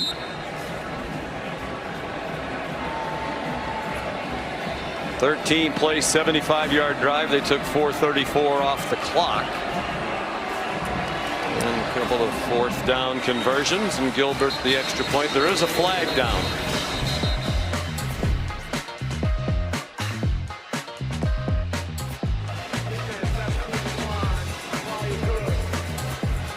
Subaru.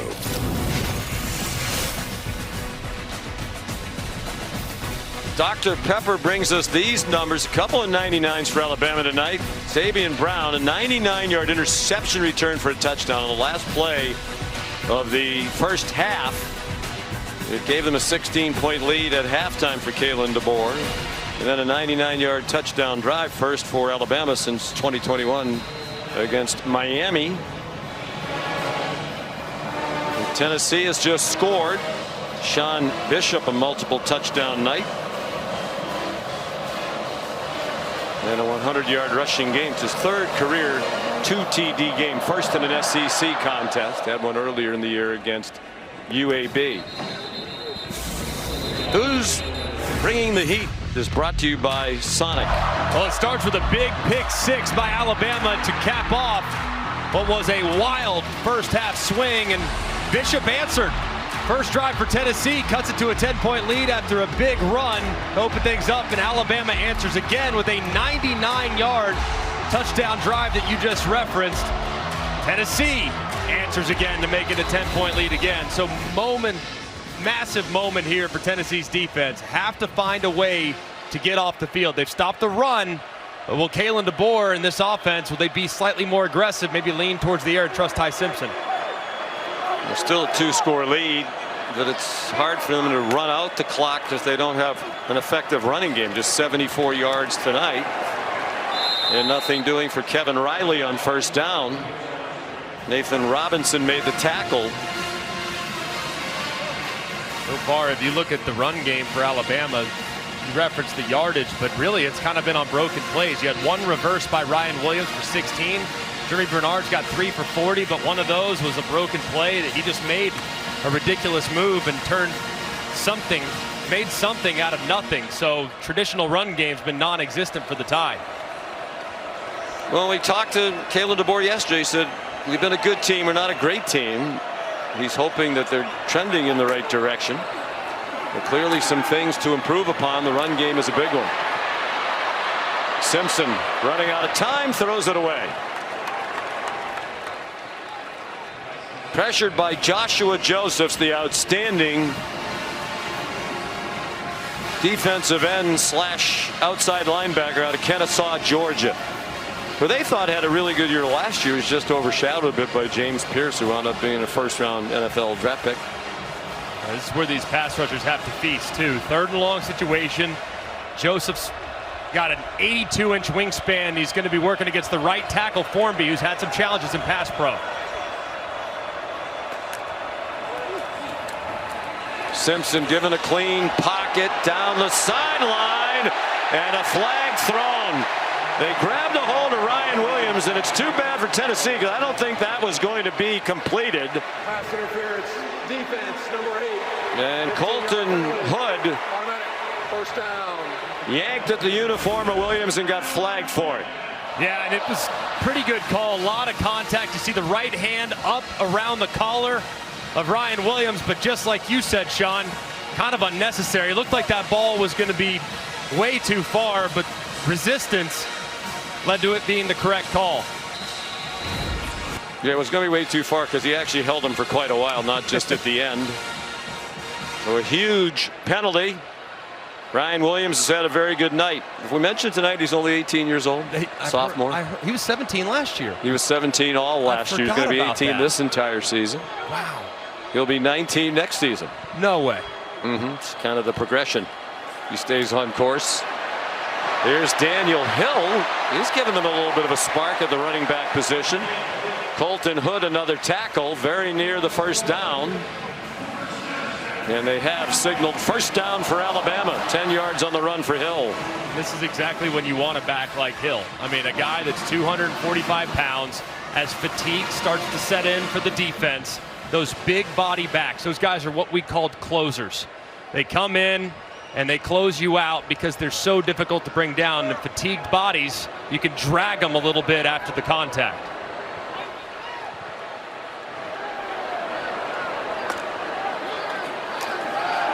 Simpson steps into the throw, going deep for Brooks. Flag down.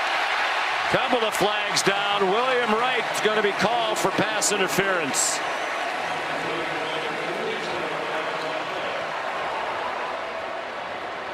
Pass interference. Defense, number 0. 15-yard penalty from the previous spot. Automatic. First down. There is nothing more difficult on a defender than a slightly underthrown deep ball. As you can see, Brooks trying to work back to it. The defender never turns around, and William Wright, it's an easy call for the official. A couple of big penalties against Heupel's defensive backs. Alabama's moved to the 35-yard line.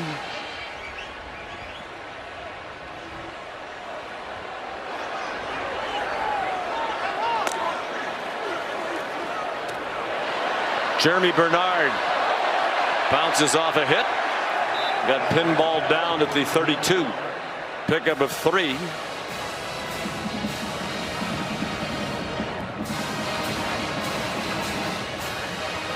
Spillman limping a little bit after he was involved in the collision at the end of the play. Alabama leading by 10. Trying to make it 4 straight wins against ranked opponents. Maybe just the 4th team in SEC history to do that. Win 4 consecutive games, all against ranked opponents. Tough run by Hill. The crowd loves it. They've been trying to spur on more out of the running game. That's 13 yards for Hill. And that was probably the best this offensive line has moved this defensive line all game long. The right tackle, Wilkin Formby, just moving and displacing a defensive end. And Cuevas and looked like Rico Scott got in the mix as well. And this is what we talked about a moment ago. Those big backs just seemingly always fall forward in the 4th quarter.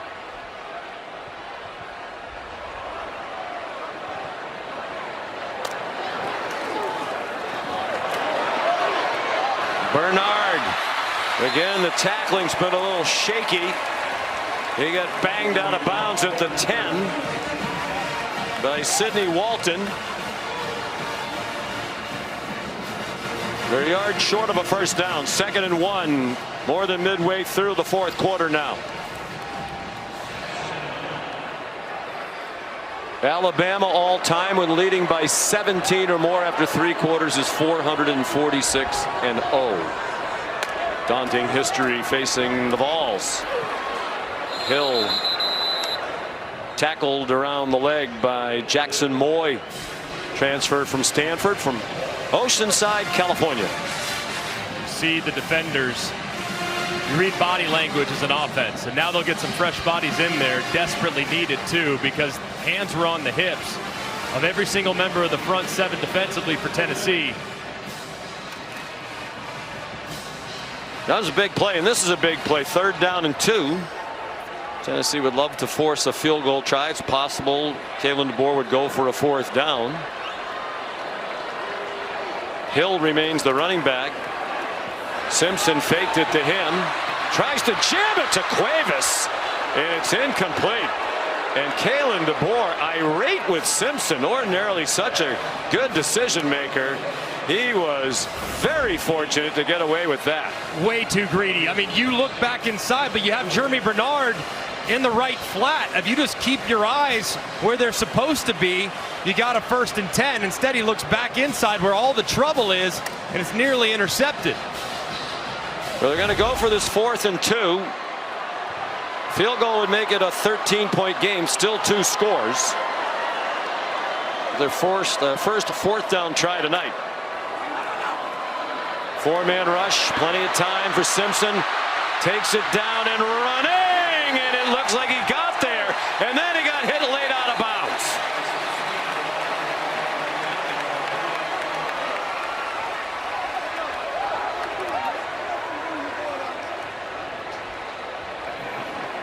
Jeremiah Thielander. First down after the play, personal foul, unnecessary roughness, defense, number 22. Penalties have permission to the goal. First down. What a play by Simpson. I mean, he's working right there against Eric Carter. Carter's one of the best linebackers in the SEC. He has him behind the line of scrimmage. If Carter makes that play, it's ball game for that play, and it's going the other way. Simpson makes a miss, and Thielander loses track of where he's at, and the pylon can shows you Simpson clearly out of bounds, way out of bounds. It gets hit late for some extra yardage.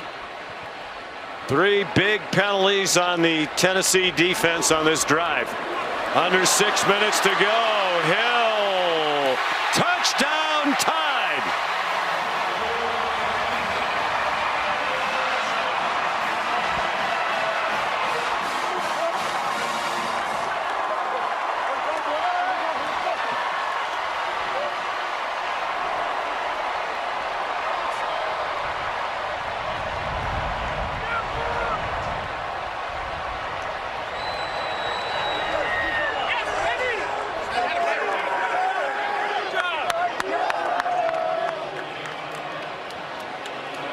Simpson got away with a big mistake, atoned for it immediately. They're just narrowly picking up the 1st down. Penalty tacked on, the extra point good by Talty. It's back to a 17-point lead for Bama. And another big drop. They've knocked off Georgia, Vanderbilt, and Missouri, trying to take down Tennessee tonight. The all-time mark is 5. They're not going to have a chance to do that because they go to South Carolina next week, and the Gamecocks are not going to be ranked. You can smell cigar smoke in the air here now. That young man is not the only one who has lit up a stogie. One of the traditions in this rivalry back to 1961. We're told R&R Cigars sold 10,000 cigars this week. 10,000 cigars. Wow. This week here in Tuscaloosa. Look at the cigar smoke. So you're telling me dinner's on Reagan tonight? Yes. Connor Talty. Fair catch made by Lewis. Here's Kevin Nagandi. Sean, let's go to Lexington. We got overtime. Kentucky stopped on 4th and goal here at the 1. Texas gets the ball, the chance to respond, and Mason Shipley 45 yards out. 16-13 Longhorns, who had 179 total yards of offense. Notre Dame right now at the moment in South Bend up by 10 over USC late in the 4th quarter. Back to you guys.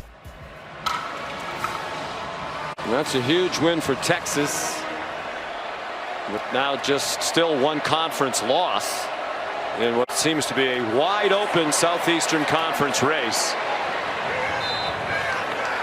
Son Brame, the backup tight end, for a 10-yard gain.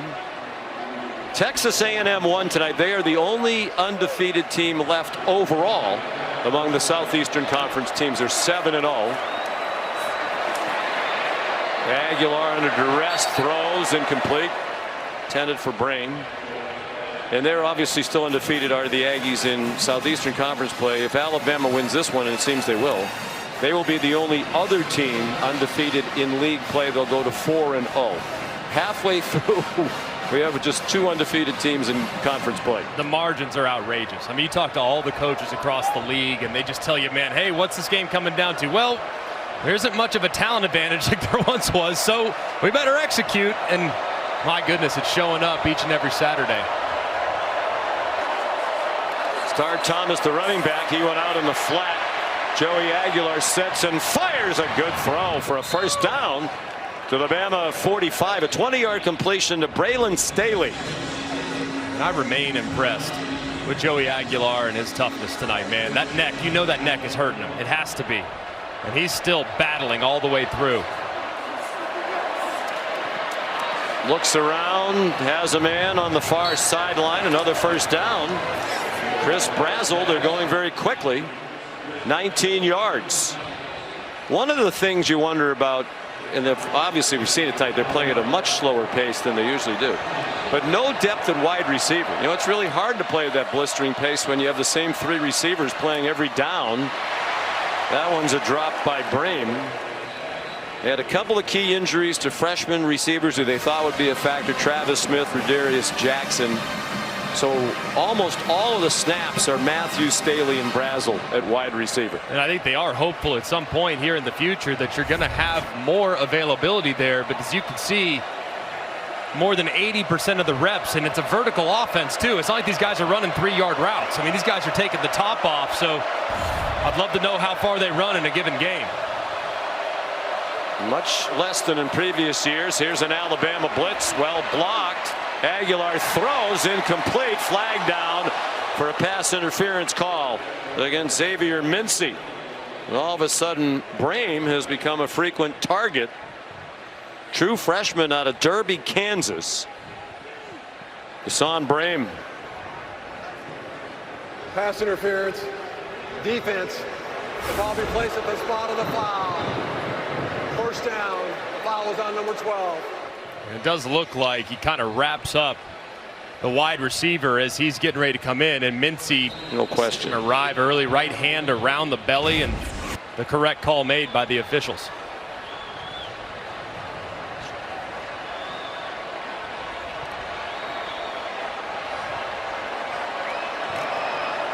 Four and a half minutes to go. A nice drive, and they're doing it quickly, but they have a tremendous amount of work to do. They've moved the ball 60 yards in just 1:19 on this drive. Star Thomas, the running back. Transfer from Duke. That ball's batted, still caught. Might have been better than it wasn't. Brazel caught it, and then he got flattened by Damani Jackson for a 4-yard loss. Kane Womack there bringing the house, and Tennessee's quick outlet was deflected immediately. Let's see if they decide to show that pressure look again or if they'll play off, and it's looking like they'll play off.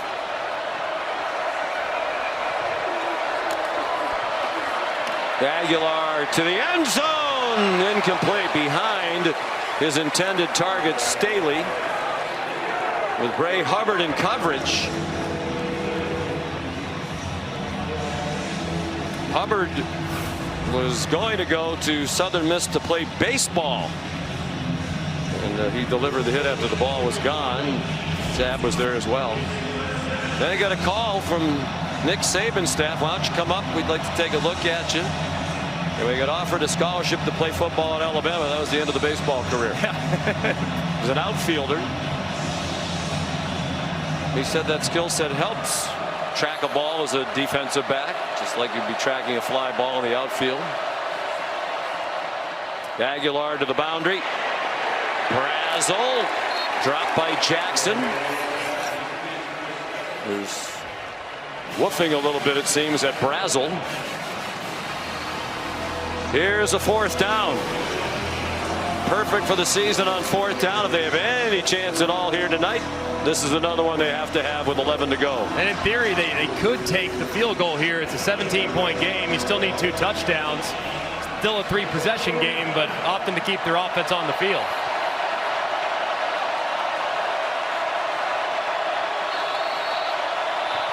Clock is running. They let it get all the way down to about 8 on the play clock and then called a timeout. 30 seconds. Let's take a look at the college football rankings this week, brought to us by Capital One. There are going to be some significant changes. Starting with Miami, the loser to Louisville at home last night. 4 interceptions for Carson Beck. Jeff Brom can coach, and his staff outstanding as well. Georgia, dramatic winner today at home against Ole Miss. First loss of the year for the Rebels. I think Ole Miss is still pretty good. And while I think Georgia and Ole Miss, there were some vulnerabilities shown on defense, but both those teams offensively showed us an awful lot today. I think the 10,000 cigars, that might be low based on what we're looking at and smelling around Bryant-Denny Stadium right now.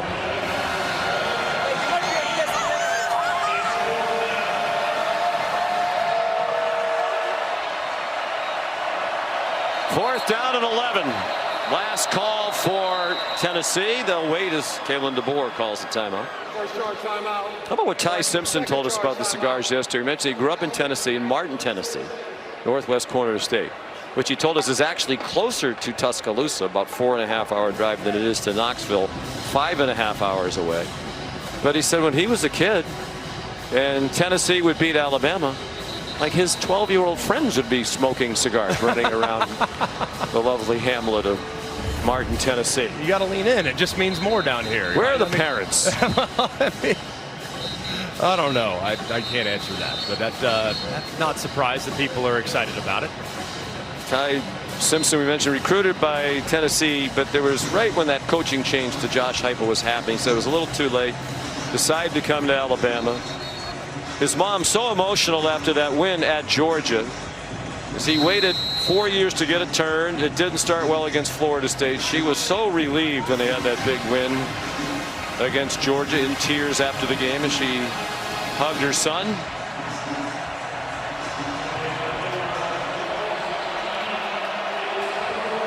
And the cigar smoke wafting through the air. Here comes the 4th and 11, we think. Aguilar, that's going to be too high. Out of the back of the end zone over the head of Staley. And the Alabama defense, which has had a great night tonight. They've held Tennessee to 20. They came in averaging a nation high 48. And they've had a safety on defense and a pick 6, which really was the biggest play of the game on the last play of the first half. And it looked like Joey Aguilar and the Vols were going to make it a 2-point game. They wound up being down by 16 at halftime instead. I think all in all, the defense for Alabama, just given what Tennessee had done up to this point, they got to be pretty happy with the performance overall. They didn't give up a lot of explosives in the passing attack. However, they did give up a couple explosives on the ground, which I would imagine with Kane Womack and Kalen DeBoer making that such a point of emphasis the last few weeks, that's something they'll probably need to get to address. But pretty good day for the defense. Simpson out of the pistol. Gives it to Hill. All right, you're a talk show guy in this state. Do we have a running back controversy at Alabama? I mean, on Feinbaum you do. I don't know if on our show it'll be the case. Are you just drinking the Kool-Aid? Perhaps. I think this is a pretty good tandem of running backs, and see Daniel Hill now healthy provides you a bit of a change of pace, but it's still Jam Miller's show, I would imagine. Yeah, Jam Miller's a talented guy. It's a collaborative effort to try to get the running game going. Jeremy Bernard might have a say, though, at 4 for 49. Let me give him a couple looks. 2:25 to go. Ty Simpson, mentioned Griffin, Tennessee, told us the story. First time he ever went to Neyland Stadium, he was 7 years old in 2010. His dad's UT Martin in the season opener. Derek Dooley's debut as volunteer coach. UT Martin lost 50-0. Ty was in tears on the field in the locker room after the game. He said he did have one highlight. He met Peyton Manning. Here's a look back at young Ty with his dad. Promise of good things to come when they came on the field. Didn't go so well thereafter. Yeah, he said that ironically, when he got to Alabama, Derek Dooley was on the Alabama staff. And he hated him because he said, you were part of a terrible moment in my childhood. You beat my dad's team 50-0. Had to iron things out a little bit. But he got to meet Peyton Manning. Peyton was there as a fan on the sideline before the game. And young Ty asked Peyton Manning a great question. What's it like to play against your brother, Eli? And he said, it's really hard, but it's also really fun. Really? Yeah. No, I'm just making it up now. Hey, we're 2:17 to go. It's a 17-point game. Ty Simpson also told us, speaking of great quarterbacks, he wears the number 15 because he grew up idolizing Tim Tebow. Yeah, pretty cool. Tim, of course, a great quarterback in his day, and nice to pay a little homage. I know Tebow's proud of him, and even said, hey, keep rocking that 1-5. They had a chance to visit earlier this year, did Simpson and Tebow. It was a great thrill for Ty. 3rd down and 7. Play action pass by Simpson. I think Kalen DeBoer would like him to go down without taking a hit. And that is going to take it to the last Tennessee timeout with 2:06 to go. And the Vols out of timeouts. These two South Dakota natives have made use of their timeouts tonight. Both teams used all 3 of them in the first half, and Alabama has the only remaining timeout in this one. Where does Tennessee go from here? How good are they? I think they're still pretty good. I think they're a very difficult matchup. They didn't have their best stuff tonight. They had a couple of critical mistakes. You have the interception return to the house that's just a 14-point swing that's almost impossible to overcome. And the fact that I think Aguilar in the second half actually played pretty well, that speaks to his mental toughness and character. But I still think it's a good football team. And if you look at them, that game against Oklahoma will be a very difficult game. Oklahoma's terrific on defense. We know the road trip to Florida, that's always a difficult game in that environment as well. And Vandy's no picnic either, but man, it's hard to envision the Vols losing on Rocky Top for a second time this season. Lake down punts, Boo Carter back deep. And he makes a fair catch at the 35. Here's Kevin Nagandi. Sean, after this game, plenty of action still on the ESPN family of networks right now. Florida State trailing at Stanford over on ESPN. Really good one on the SEC network. Number 16, Mizzou at Auburn. 2-minute timeout. They're tied at 17 apiece. Tigers have the ball. Back to you. Well, it's the first road game of the season for Missouri. How about that? On the loveliest village on the plains. It's an Auburn team that really needs a win.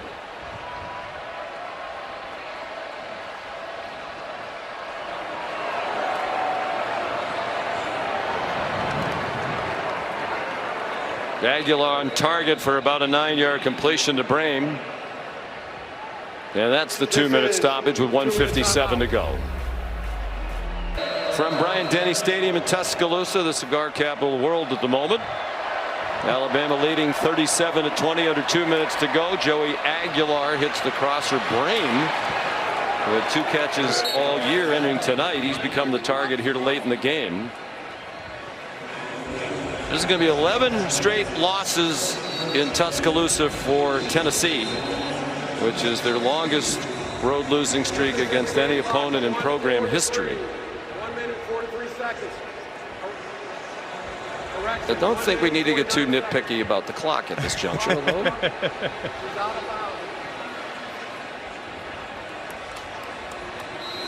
They've also, by the way, lost 10 in a row at Gainesville. So later in the year, we showed the schedule, and they're at Florida. They'll try to avoid losing 11 in a row there. Last time Tennessee won here in 2003 is a wild 5 overtime game. Casey Clausen was the quarterback. Justin Jefferson shoves Peyton Lewis out of bounds.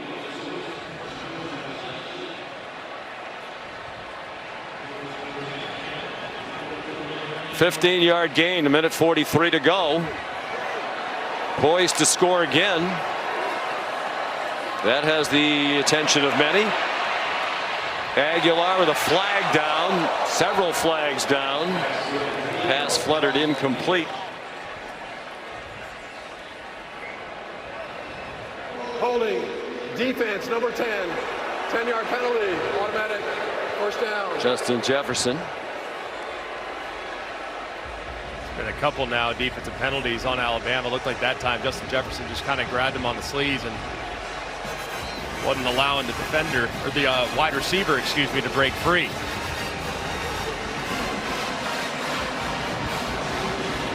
Kane Womack has to be pleased with the defensive performance. Son of a coach, his dad Dave's a long-time college football defensive coach. Still comes around quite a bit. Great resource for his son. Oh boy, Jamon Jackson flagged down as he picked up Brazel and placed him down. This is one where you're going to look back at the end of the year. Pass interference, defense, number 1. Dawson plays an automatic first down. And Ball be placed at the 2-yard line. And people look at Alabama's defensive numbers and their defensive rankings. They've given up now 400+ yards to Tennessee, but what percentage of those have been kind of in garbage time, frankly, these last couple drives? And there's Dave Womack on the left. Long-time defensive coach, defensive coordinator at the end of his career at Ole Miss. Very proud of his son. Nice play, Mekhi Hill-Green. And Dave Womack helps Kane get ready for the next opponent. He said, we were getting on the bus last week in Missouri after the win, and I already had a text message from my dad with a lot of thoughts about Tennessee. You ever see anybody, by the way, with a smaller play sheet than Kane Womack? There's Jamon Jackson again with Chris Brazel. And another pass interference against Omani. Yeah, Kane Womack showed us that yesterday. I mean, it looked like a napkin. It's a 3x5. Yeah, look at that. It looks a little bigger now because it's laminated. And the printing on there is so small. He must have tremendous eyesight. Must. I mean, the only guy that's even close is Mike Leach. Mike Leach used to do it. It looked like on a receipt. It was the smallest. And not a receipt from like CVS either. Like, I'm talking like a receipt that you would get anywhere else. Peyton Lewis, touchdown with 1:01 to go. Or is he? No, they were going to rule him down. Looked from here like he was in. Keon Sabb made the tackle. There are many watching with interest if there will be more points in this game. Peyton Lewis with another flag down. You just know Kalen DeBoer is going to get asked at some point down the road. Oh, look at your team struggling with penalties. Look at your team. False start. Offense number 74. 5-yard penalty. This penalty results in a 10-second runoff. Please reset the game clock to 31 seconds, and the clock will start on my signal. But if you really look at it, it's been a remarkably clean game from Alabama from a penalty standpoint until these last few moments, and this one, of course, on Tennessee. But these are the games that just inflate the numbers and create a false narrative. The over-under is 60.5. You just came out and said it. I did. So that's why we're referencing it. I never used to mention those things. I still wish I didn't have to. I don't have to, but it's a reality now. It's 2025. Sports and sports viewing. Aguilar throws incomplete. It's amazing how many times even one-sided games, something comes down to the very end, whether it's the point spread, the over, the under. The building cigar smoke. Can we send, do you think we can put in for dry cleaning for the course? I'm going to try to expense the dry cleaning. We're going to smell like we were at R&R Cigars. We're going to have to defend ourselves. We've been good up in the booth. Peyton Lewis does not get in. And the final seconds are going to tick off. Underwhelming finish.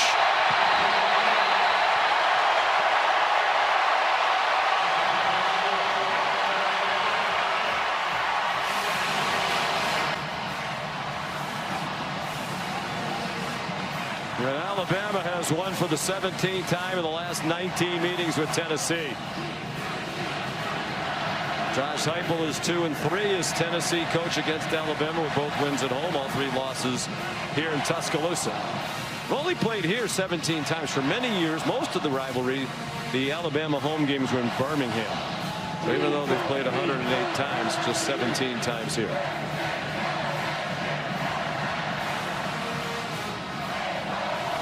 I don't think these folks would have seen this coming after the opening defeat at Florida State. Very impressive turnaround and a very good looking football team right now. Tremendous turnaround. And I think what's most impressive is the response immediately, and then the subtle improvements that we've seen over the last 6 weeks. It's really been impressive. Kalen DeBoer is 19-3 all time against ranked opponents. That is the best record in college football history. And there are many who still, in this part of the world, think he shouldn't be their coach. Hopefully that's dying down. I think that is a very, very quiet minority at this point, because he's doing a fantastic job and has really allowed this team to kind of take on a different edge that we saw. I like what Bray Hubbard said yesterday. He said, you know, I came here to play for Coach Saban. I didn't get much time with Coach Saban. So Greg Byrne, the athletic director, told us when Saban announced his retirement, we're going to get you the very best coach in the country available, and that was Kalen DeBoer. And Bray Hubbard said, yep, he's right. That's what we got. I'm fine with it. Let's keep. Here's Molly. Thank you so much, Sean. Ty, all week long you've been preaching to your team about finishing strong. What was your mentality in that fourth quarter to win it? Yeah, first off, I want to thank my Lord and Savior Jesus Christ. That was an awesome game against a really good team. But I told him at the beginning of the week, right? Like, we got to keep going. We can't just plateau after the first half. And the guys did a great job. We rallied around our defense and made a couple plays. A 99-yard drive, man. Like, credit to the guys. So just really, really proud of them. Your team with their fourth straight ranked win over SEC opponents. What does that say about this group? Yeah, any win in the SEC is hard. You know what I mean? But it means a lot about this team. We're resilient. We're tough. I'm really, really proud of the guys. But I'm going to enjoy this one. This one meant a lot to me. So. Yeah, I bet it did. You're from Martin, Tennessee. Your dad finally able to be here for a win. How much more satisfying does that make this one? It makes it very, very sweet. It means a lot to my family. I got a lot to the Weakley County people back at home. That one was for them. I got a lot of family members that didn't get to make it today, but I got a lot of family members that are here. So I'm blessed to be a part of the Crimson Tide and blessed to be a part of this awesome team. So God bless everything, and God bless Alabama. Ty, here is your victory cigar. How are you going to celebrate tonight? I'm gonna go light them up with my boys and enjoy it. But smoke them if you got them. Congrats, enjoy it. Thank you so much, Sean.